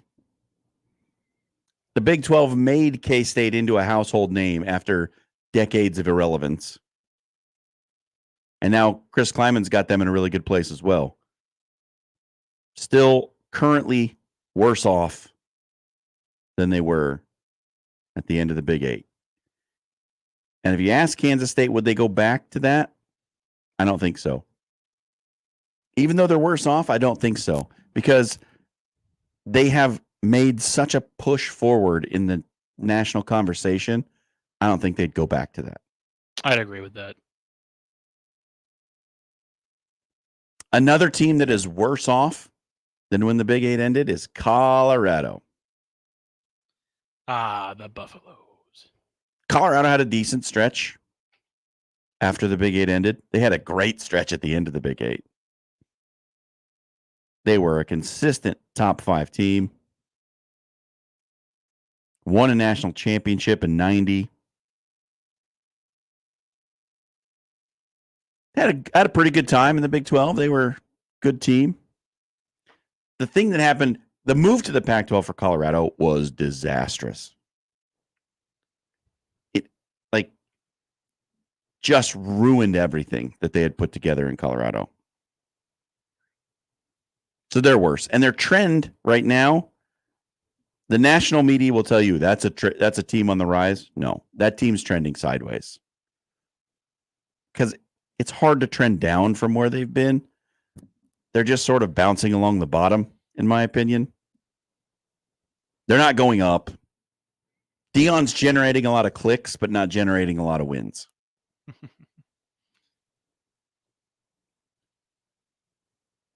Colorado, I think, is far worse off.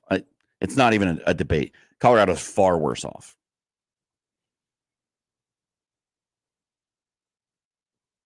And the last of the teams who I think are worse off, the Nebraska Cornhuskers. Oh. And look, it is so easy to make this argument. They ended the Big 8 with back-to-back national championships. It's an absolute no-brainer. Top of the mountain. You can't get better than that. So it would be very hard to even be better off as a program. Now, I don't think Nebraska needed to fall quite so far. They didn't have to go all the way to the bottom, but they did. And if you ask me if Nebraska would take the Big 8 back again, how could you not? If you're a person of a certain age, the nostalgia around seeing Colorado, Kansas State, Kansas, Oklahoma, Oklahoma State, Missouri, and Iowa State every year on your schedule, that's too much to say no to, man. That is what we grew up with. That is when Nebraska was great. Yeah, I think we'd take it back. All right. I mean, we're not hard to argue against that. Considering money, right? We're not considering the financial aspects of all this. This is purely from a program success standpoint. I think the answer is clearly a yes. You'd go back to that. But the trend for Nebraska is definitely up. Matt Rule's changing things, 5-star quarterback, big-time recruits. The arrow's pointing up for Nebraska. So both Nebraska and Colorado worse off. But I think the arrow is pointing in different directions for the two. Yeah. Some teams that I think are better. Believe it or not, and Oklahoma is in a better spot than they were at the end of the Big 8. Oklahoma finished 4-3 and 2-5 in the last 2 years of the Big 8 conference. Sounds hard to believe because we think of Oklahoma as a juggernaut, as a powerhouse, but the John Blake years at Oklahoma were bad.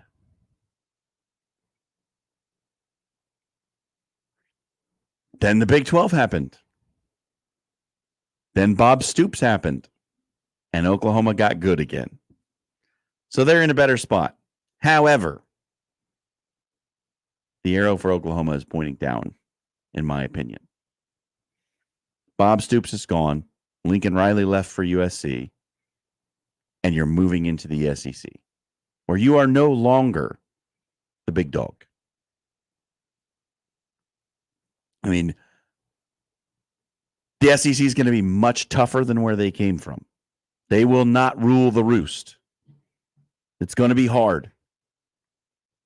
And I think the arrow may be pointing slightly down for Oklahoma.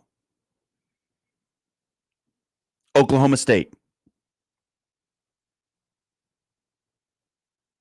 Last 2 years of the Big 8. 0-6 with one tie. 1-6. 2-5. Much better off. Oklahoma State's program is in a much better place. They have a chance to be in the catbird seat in the new Big 12. They've got some challengers. I mean, BYU, Utah. But they have consistency in the head coaching chair, which, I mean, you can't.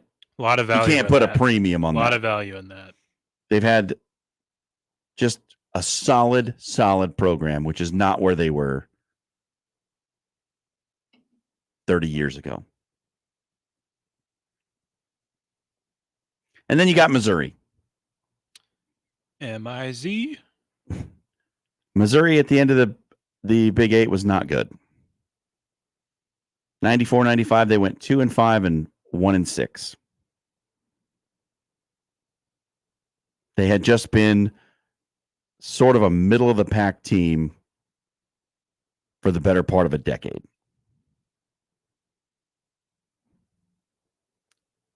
Had some good times in the Big 12. I mean, do you remember the Jeremy Macklin years? The Chase Daniel years? Missouri was a good team. And they've been on a bit of a roller coaster, though, too, right? The move to the SEC was tough on Missouri.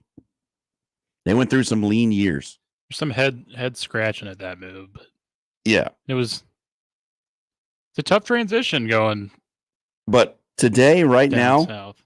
Missouri is better off as a member of the SEC. Their program is in a better spot. I mean, preseason polls have them in some places as a top 5 team this year. Far better than what they were at the end of the Big 8. And that arrow's pointing up. They have a lot of good coaches on that staff who proved it last year. They have the pieces. So we've come to the end of this thing. And the answer at the end of it is all of it is none of them would actually go back to the Big 8 because the money is so much greater where they are now. And that's the reality we live in today. And that's what runs it. Yeah. But from a program standpoint, I think there are quite a few, Nebraska being the biggest benefactor or beneficiary of all of this that would love to go back to those traditional rivals and play in that conference again. And, maybe someday when we split the top football teams away from the rest of Division I and we get the regional groupings again, maybe Nebraska will play those teams every season once again. Fingers crossed that we can get those games back on the schedule. Because honestly, do you want to play Rutgers every year or do you want to play Iowa State every year? Do you want to play Maryland every year or do you want to have the Missouri game back? The answer is not. I know what I. And I think I know what a vast majority of people would say. Do you want to make a trip to Stillwater, or do you want to go to West Lafayette? Pretty clear, but it's all just fantasy. It's all just fun. I just thought it would be interesting to go and look at those teams and see where they've come since the end of the Big Eight, the way we remember it. And it was also fun to go back and just look at where those teams were at the end of the conference. Because you think about a team like Oklahoma, if you're old enough, you remember that Oklahoma was bad during those years. But a lot of people who are a little bit younger wouldn't recognize Oklahoma as being a team that went through some struggles, that had a tough go of it there in the 90s. It was tough. People probably wouldn't recognize that, like, Colorado was a national championship caliber team, not just being propped up by the national media as such, without any production on the field. Little to no evidence. So I don't know. It was fun for me to go back and look at all that old stuff and try to think about where they are in terms of then versus now. I think it's looking at the numbers: Nebraska worse, Kansas worse, Kansas State worse, Colorado worse. Iowa State better, Oklahoma better, Oklahoma State better, Missouri better. So it's a 4-4 split of who's better off and who's not. And the funny thing is that the teams that were at the top of the league, Nebraska, Colorado, Kansas State, Kansas, they're all worse off now. And the four teams that were at the bottom of the league are all much better off now. Funny how that works. You never know. I call them like I see them. You never know. All right. That was our fun little Memorial Day exercise. That was good work on that. And I hope you guys enjoyed it. If you missed any of it, you can always check it out on the radio replay page, 1620thezone.com. If you've got thoughts, if you want to weigh in, did you disagree with any of that?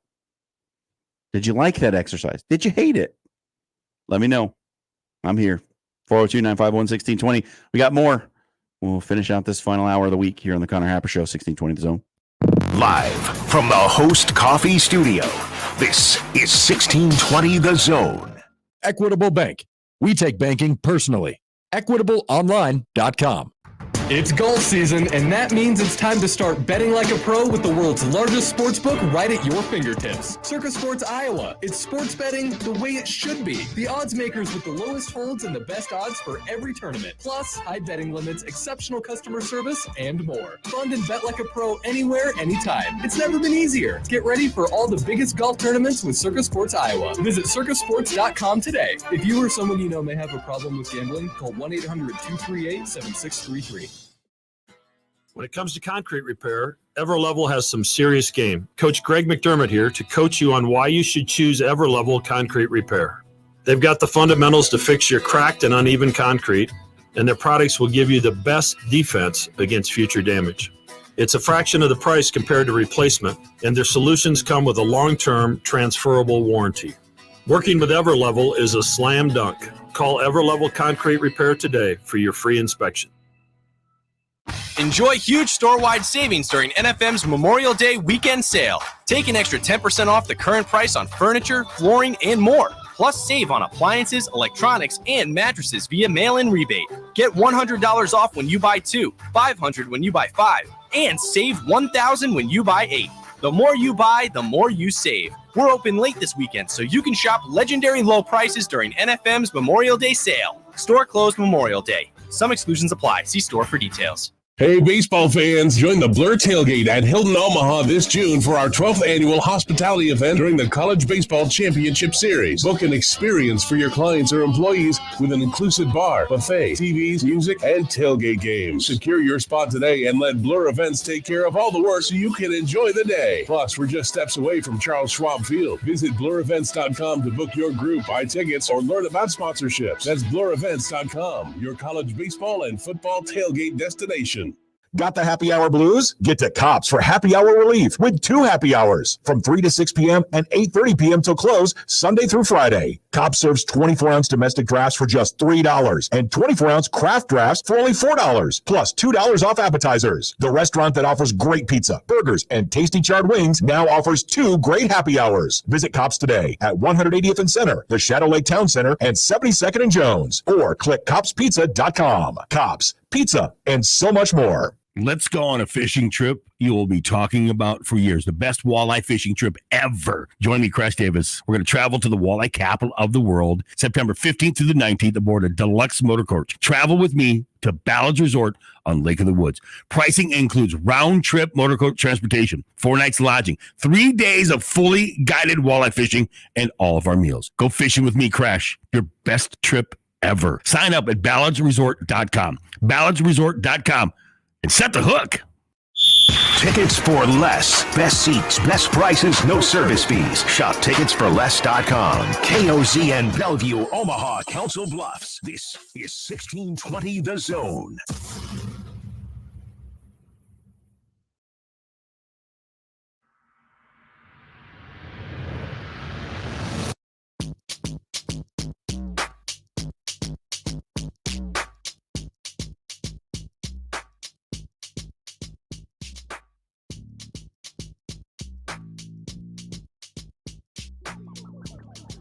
All right. Coming down to the end of this thing.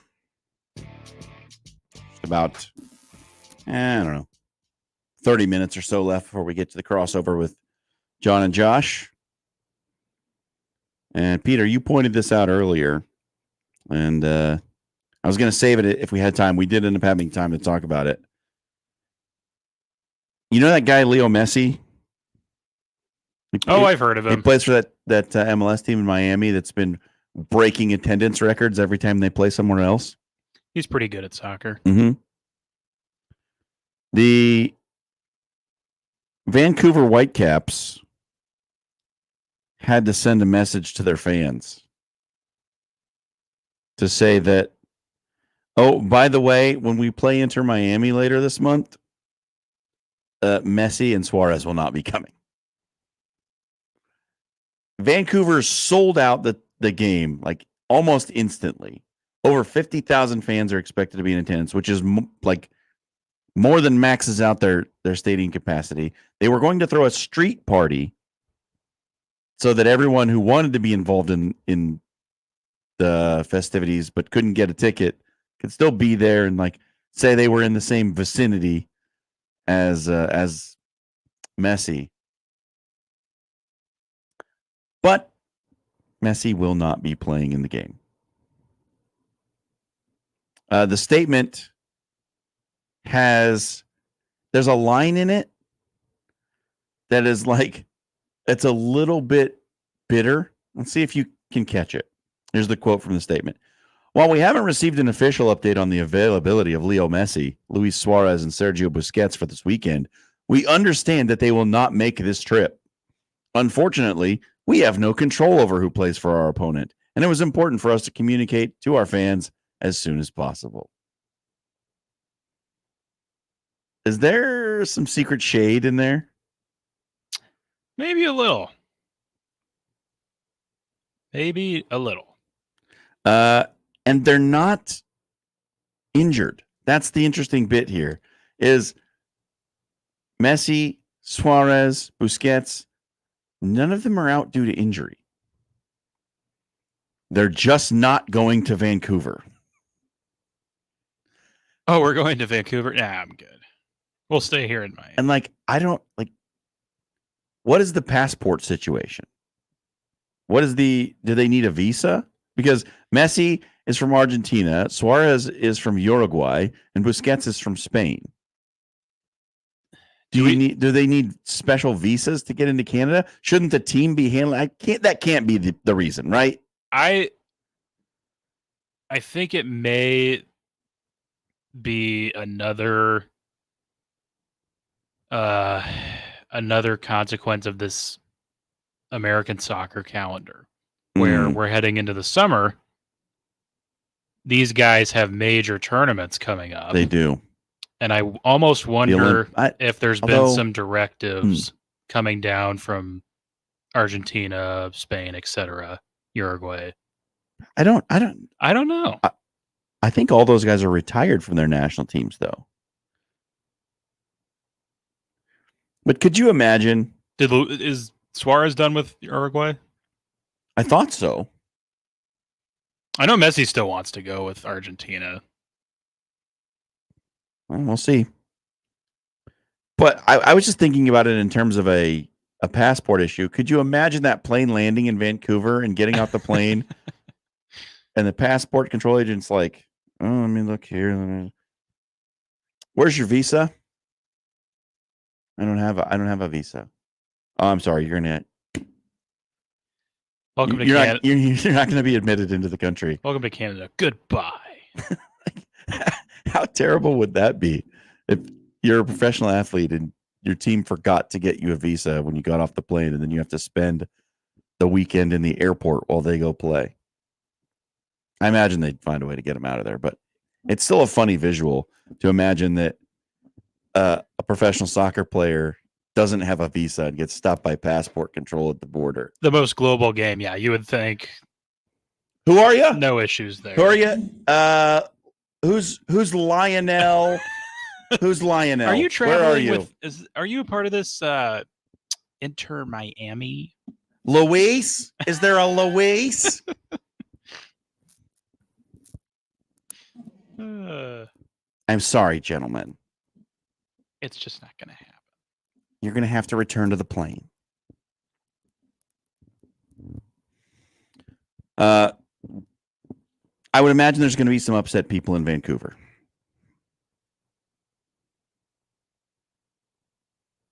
And the team knows that as well.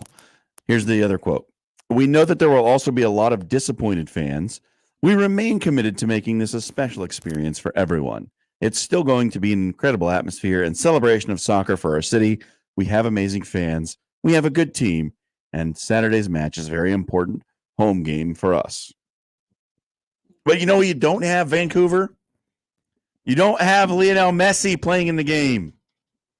The big draw. That's why he sold this out.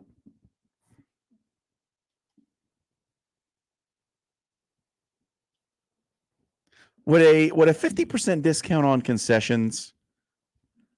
Let's say Peter Krenzer buys a ticket to Whitecaps Inter Miami and finds out, oh, by the way, Messi's not playing. Does a 50% discount on food and beverages in the stadium do anything for you? It might soften the blow slightly, Yeah, really? But no. And ultimately, I would still be overwhelmingly disappointed. Because that's what they're doing. Oh, is that they're doing the half off? They're doing a 50% discount in stadium food and beverage fans to mitigate any So disappointment. now I need to figure out what the average prices of their stuff is and see how good of a deal that actually is. So that's a fun story out of the MLS. But this was bound to happen, right? He wasn't going to play in every single road game. Yeah, and he's 36. There's no way. That's part of this, and we've seen this. I think at least a couple other times already in the year where there was. I'm blanking on who the opponent was, but the announcement didn't come until very late on that he wouldn't be playing. So at least I suppose it's okay, or not okay, a little, it might soften the blow a little bit that they are now aware going into it. You know, they're not going to be there, but at least I can get half off my beer, enjoy the game as much as I can. So we got a comment in the stream from Yippee Price. He says, I've turned on the show twice today. First time I get Premier League BS turned off. Second time I get MLS. LOL, wow. Hey, you know what? You're just lucky, man. It's not every day that you get to hear anybody talk about soccer on this radio station. But when me and Pete are together, lace up your boots, baby. We're going to talk shop. All right. We got a break here, Pete? Yes, we do. All right, let's take it. Connor Happer Show, 1620 The Zone. We'll be back. Previously on The Crossover. I opened up my fortune cookie last night, and on the front it says, here you could download a bunch of music. And then on the back, there's a QR code for Napster. Yeah, fortune cookies used to be fun, whimsical. At the end of your chicken fried rice, you're like, boop, boop, boop. Boop, boop, boop. That's exactly what I did we had last night. Chinese the other night. I don't think we ever got fortune cookies. Even worse. Mornings with Sharp and Hanley. The Connor Happer Show. Unsportsmanlike conduct. 6A to 6P. 1620. The Zone. Your Omaha area forecast from the Godfather's Pizza Weather Center and KETV Newswatch 7 on 1620 The Zone. Mostly sunny, breezy, and a tad cooler for your Friday afternoon with a high today in Omaha of 71 degrees and northwesterly gusts possible up to 25 miles an hour. Keeping it mostly clear and cool tonight, a low of 48, though winds become light overnight. For your Saturday, mostly sunny in the morning with increasing clouds in the afternoon, mild and breezy with a high of 77 and a chance of thunderstorms on Saturday night. I'm meteorologist Caitlin Harvey with KETV Newswatch 7. To all of the families impacted by recent tornadoes, NFM wants to help. We've put together special disaster recovery pricing store-wide. Offers are available on furniture, appliances, flooring, and electronics. We hope this will make recovering easier for our eastern Nebraska and western Iowa neighbors. To ease financial strain, please mention this ad in-store and ask about long-term financing offers. In the wake of disaster, NFM is here to help if you need us. Prices have never been lower, and the savings have never been bigger. It's the last weekend of the 42 Degrees Memorial Day sales event with new lower pricing in our entire selection of premium Delta. Buy one, get one on select disposables, plus cannabis and kratom deals worth celebrating. 42 Degrees, your dispensary for top-tier cannabis, second to none product selection, and exceptional service. 42 Degrees, buy your mom's house. Success in today's electrical market requires your company to be able to adjust to an ever-changing field. A partnership with IBEW Local 22 gives you that flexibility with access to journeymen, apprentices, proven training programs, marketing assistance, entry into markets not available before, ability to expand and contract with changing market conditions, and a benefits package for you and your employees. Contact Bob at IBEW Local 22 for additional details at 402-980-7596. Hey, you hear that? That's the sound of loose change in your pocket reminding you to buy a 99-cent medium fountain drink from Casey's. So the next time you hear this, you already know where to go. 99-cent medium fountain drinks. It's not crazy. It's Casey's. Are you the decision maker in your company? Consider this. For the first time in decades, there's a better option for a corporate card and spend management platform. Meet Ramp, the only corporate card and spend management system designed to help you spend less money so you can make more. Most corporate credit cards offer points as incentives, but those points amount to less than their worth in real cash value. Ramp's business cards offer you cash back, real money in your pocket. Plus, you control who spends what with each vendor. And Ramp's software collects and verifies receipts automatically, which means you'll stop wasteful spending and close your books in hours instead of days. Businesses that use Ramp add up to 5% to their bottom line the first year. If you're a decision maker, adding Ramp could be one of the best decisions you've ever made. And now get $250 when you join Ramp for free. Just go to ramp.com/sports. Ramp.com/sports. RAMP.com/sports. Cards issued by Sutton Bank and Celtic Bank, members of FDIC. Terms and conditions apply. I'm Ryan Osted. Golf is great because it can be whatever you want it to be. If you want to go out and have a competitive 18 holes, you can make it that. If you want to go out and have a scramble and just have the time of your life, if you want to have a charity golf tournament to raise money for some great cause, you can make it that. It is flexible to be whatever you need it to be at that particular moment in your life. And I've needed golf to be different things at different points in my life. And I'm certainly thankful that I was able to learn the game as a kid and continue to play it now as an adult. Play better, have fun, and shop Osted's. Looking for great family entertainment? Check out the Omaha Storm Chasers at Werner Park for Thrifty Thursday with cheap tickets and concessions.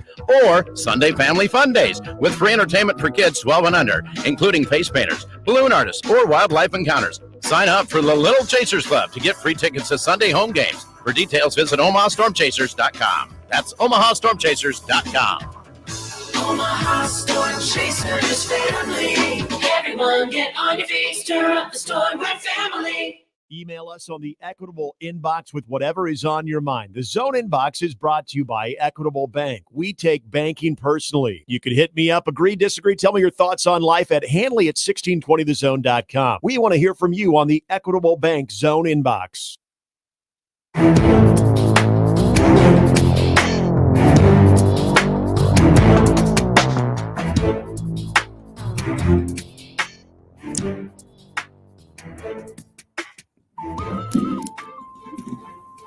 Well, Pete, we only got one hateful comment about our soccer talk today. I think we did all right. I think that's good. Good rate. It's Connor Happer Show, rounding out the Friday segment. It's been fun sitting in for Connor. Hope he's enjoyed his couple of days off here. There's an interesting article on ESPN about which rookie quarterback has stepped into the best situation ever. And they kind of broke it down by best number one pick, the best quarterback who's been picked in the top 12, and then who went into the worst situation ever. And they've said that Caleb Williams this year is stepping into the best situation as a number one pick ever. Ever. It's a big They say with the addition with DJ Moore, big statement, Keenan Allen, and picking Rome Odunze, along with tight end Cole Kmet, starting running back DeAndre Swift, and an offensive line that's better than you think it is. He's stepping into the best situation ever for a number one overall quarterback pick. I mean, like, there's no excuses then, right? If the Bears can't get it done with this one,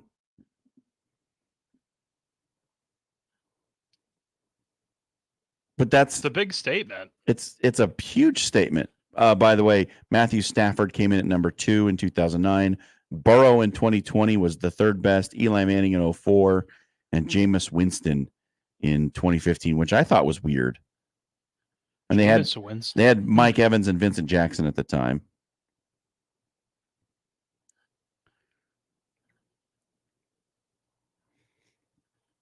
But I'm on record. I don't actually think Caleb Williams is going to be the best quarterback in this class.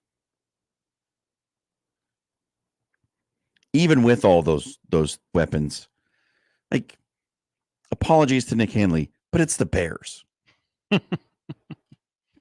Like, it's the Bears, guys. They find a way to blow it.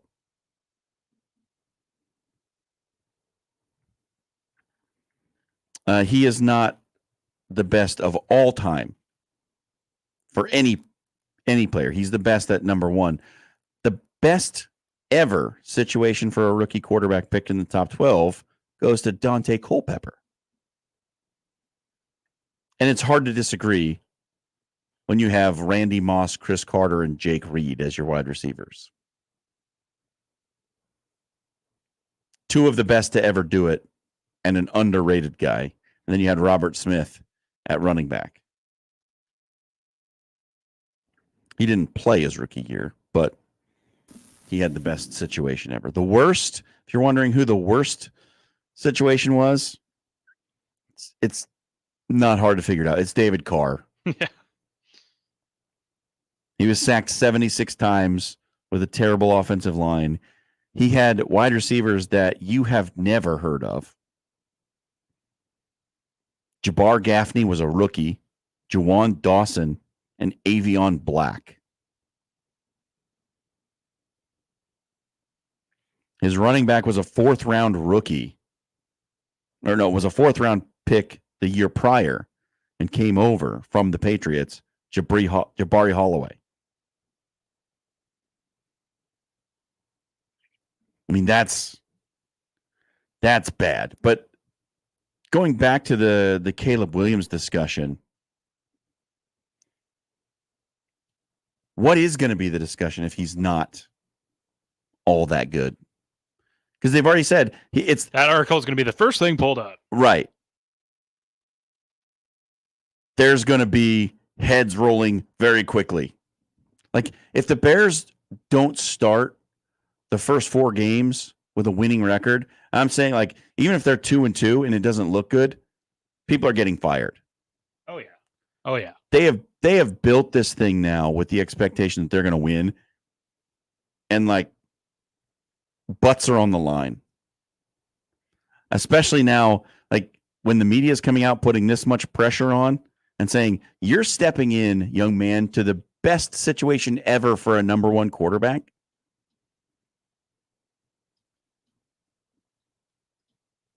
I don't know, Bears fan.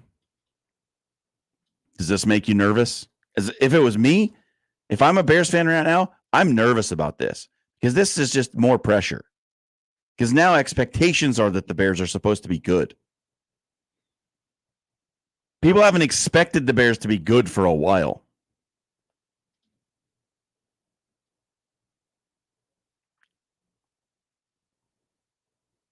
And then you have the Caleb Williams situation. It's no secret. He's not been great at handling on-field adversity. There have been some things that have cropped up.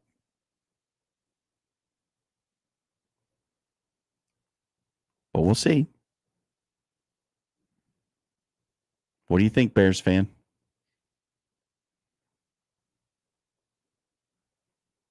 Makes me nervous. A lot riding on one Makes player. me nervous, man. I would not want.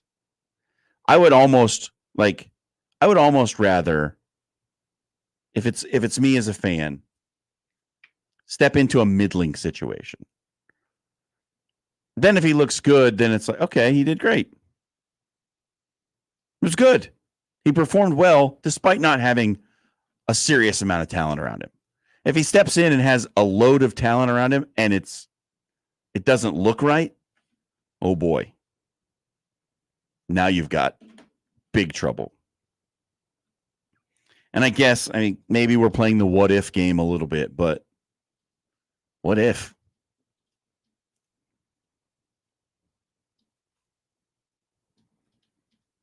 None of the other quarterbacks drafted this year came in on the list anywhere. So, no appearances anywhere. Nope.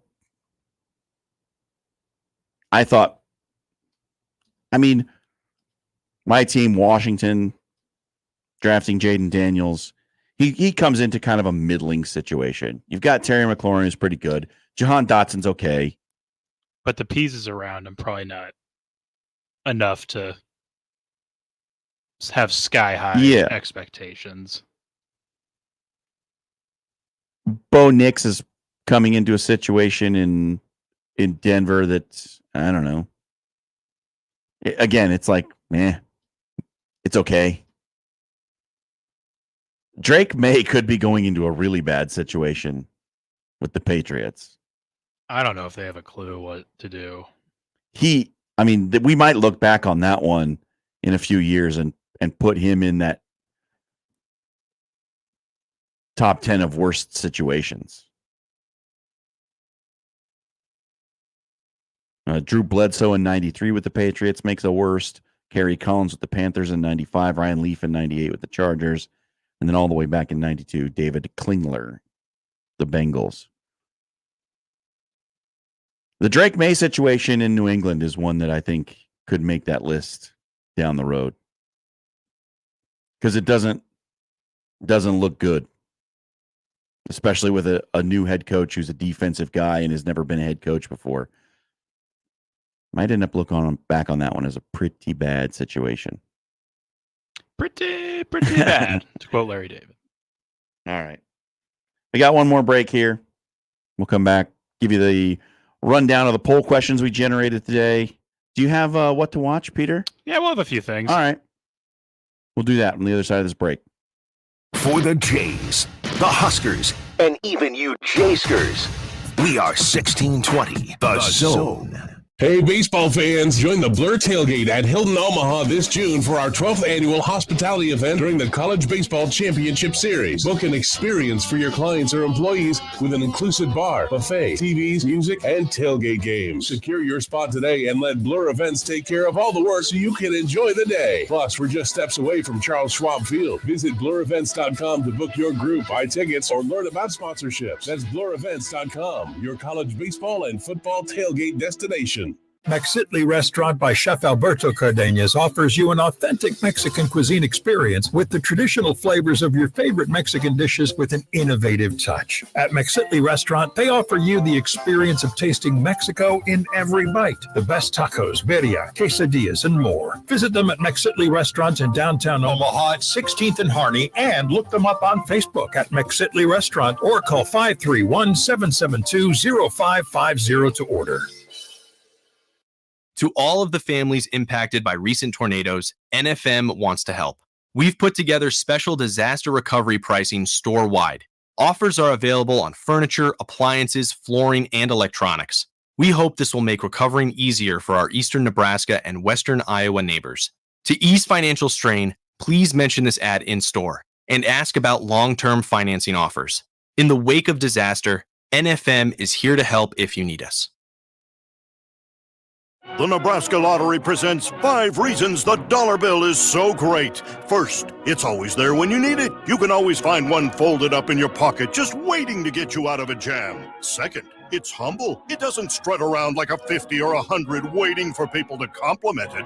Third, it works hard. Whether you need more money for a tip or extra detergent at the laundromat, a dollar bill sure comes in handy. Fourth, it beats lugging around 100 pennies. And fifth, you can use it to buy a Lotto America ticket from the Nebraska Lottery. Lotto America only costs $1. It has a $2 million starting jackpot with drawings every Monday, Wednesday, and Saturday. And you can add the All-Star bonus for an additional $1 to multiply any prize won. So visit a Nebraska Lottery retailer today and buy a Lotto America ticket. Ooh, sounds like someone tried to pay with 100 pennies. So sad. Lotto America top prize odds, 1 in 26 million. Calling all baseball fans, Omaha's heating up as the ultimate baseball hub, and Tickets for Less has your tickets for all the action. Catch the Storm Chasers, witness the Big Ten Baseball Championship at Charles Schwab Field, and don't miss a moment of that big thing going on in June. Plus, the Royals are playing great, and KC is just down the road. So score your tickets hassle-free at ticketsforless.com, where you'll never pay service fees. Plus, use my promo code THEZONE to snag a discount on your next order. With Tickets for Less, enjoy transparent, upfront pricing every time. So shop now and use that promo code THEZONE at ticketsforless.com. Introducing Modern Real Estate, the game changer in Nebraska's property market. With a competitive 2% commission rate, we're making buying, selling, and investing more affordable and transparent than ever. Our experienced agents blend local expertise with cutting-edge technology to provide top-notch personalized service to all clients. Don't settle for less when you can save big without compromising. Visit modernrealestateco.com and experience the future of real estate today. Modern Real Estate, redefining the way you do real estate.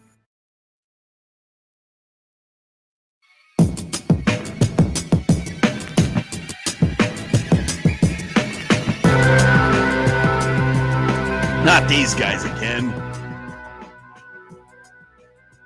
Yeah, we're back one more time. Get you out of here with an update of the poll questions, and Pete's going to tell you what to watch tonight. So, Peter, run us through the poll questions that we generated today. All right, so we got 4 in today, and I thought they were pretty decent poll questions. So we started off the day with this one. Is one trip to Okoboji enough to call it Boji? And this one's pretty split. We got 52% yes and about 48% no. 48 total votes there. I don't know. I said no. I wouldn't feel comfortable. I'm not an Okoboji veteran yet. And Gary said the first time when you roll. Gary says when you roll into town, you're allowed. So I mean, he's from Iowa. Second question: are monkeys messing around? No, monkeys are definitely not messing around. 65% say yes, but clearly they have not experienced these marauding monkeys in Thailand. Sure, they are haven't. not messing around. Would the founding fathers be disappointed in our AC habits? They certainly would. Yeah, Yes. we've got about 70% yes on that one. So That's the most voted on question of the day. yeah, and this one just went up, so it's not a huge sample size here, but 6 votes for this. Is just one complaint about John and Peter's soccer talk a victory? And all yes so far. Hey. And another vote for yes. So, I think the people are on our side on that. All right. I think Connor and Josh have never had one that's gone totally 100%. So yeah, we'll see. Maybe we break the record, Pete. It's a near impossible feat. But Yeah, there's always going to be somebody vote no. as for what to watch tonight, Big Ten baseball tournament continuing. Huskers against Ohio State at 2 on BTN. That's in 5 minutes. So yeah, that's coming up right about now. And if you wanted to have a little afternoon, whether you're at work or not, who knows? Give me the Huskers. Just throw it on. I think they win. And then nightcap at 7:00, I believe. Oh, my link went away. Of course it did. Yeah, that's Michigan, Illinois. Yeah, that's Michigan, Illinois. But that'll be another elimination game. And then give me Illinois.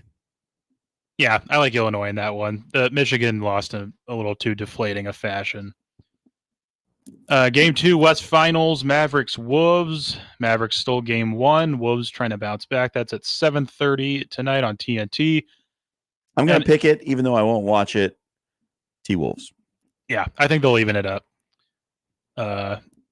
And if they don't, hey, they went down 0-2 or they lost 3 in a row to Denver, so losing 2 in a row I don't think would faze them that much. East Finals, Florida against New York Rangers. Game 2 of that is at 7 on ESPN. Rangers trying to bounce back there. I think Florida goes up 2-0. Yep. I think Florida is going to make the finals again. I picked the Panthers to win the Stanley Cup at the beginning of the playoffs. I picked this game last night on After Hours. Panthers. And that's about all we got. So, all right.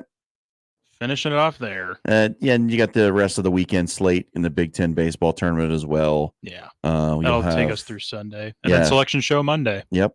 The Saturday, you'll have Indiana against either Nebraska or Ohio State. Penn State against either Michigan or Illinois. And then the if necessary games as well. And then the championship Sunday at 2 p.m. And you can catch that one on the Big Ten Network. Pete, thanks for guiding us through today. A pleasure as always. Yeah. Fun to do the show with you. Hopefully we can do it again soon. All right, man. That's going to wrap it up for the Connor Happer Show today. The boys from Unsportsmanlike Conduct will take you through the end of your work week. And the crossover is next. Live from the Host Coffee Studio, this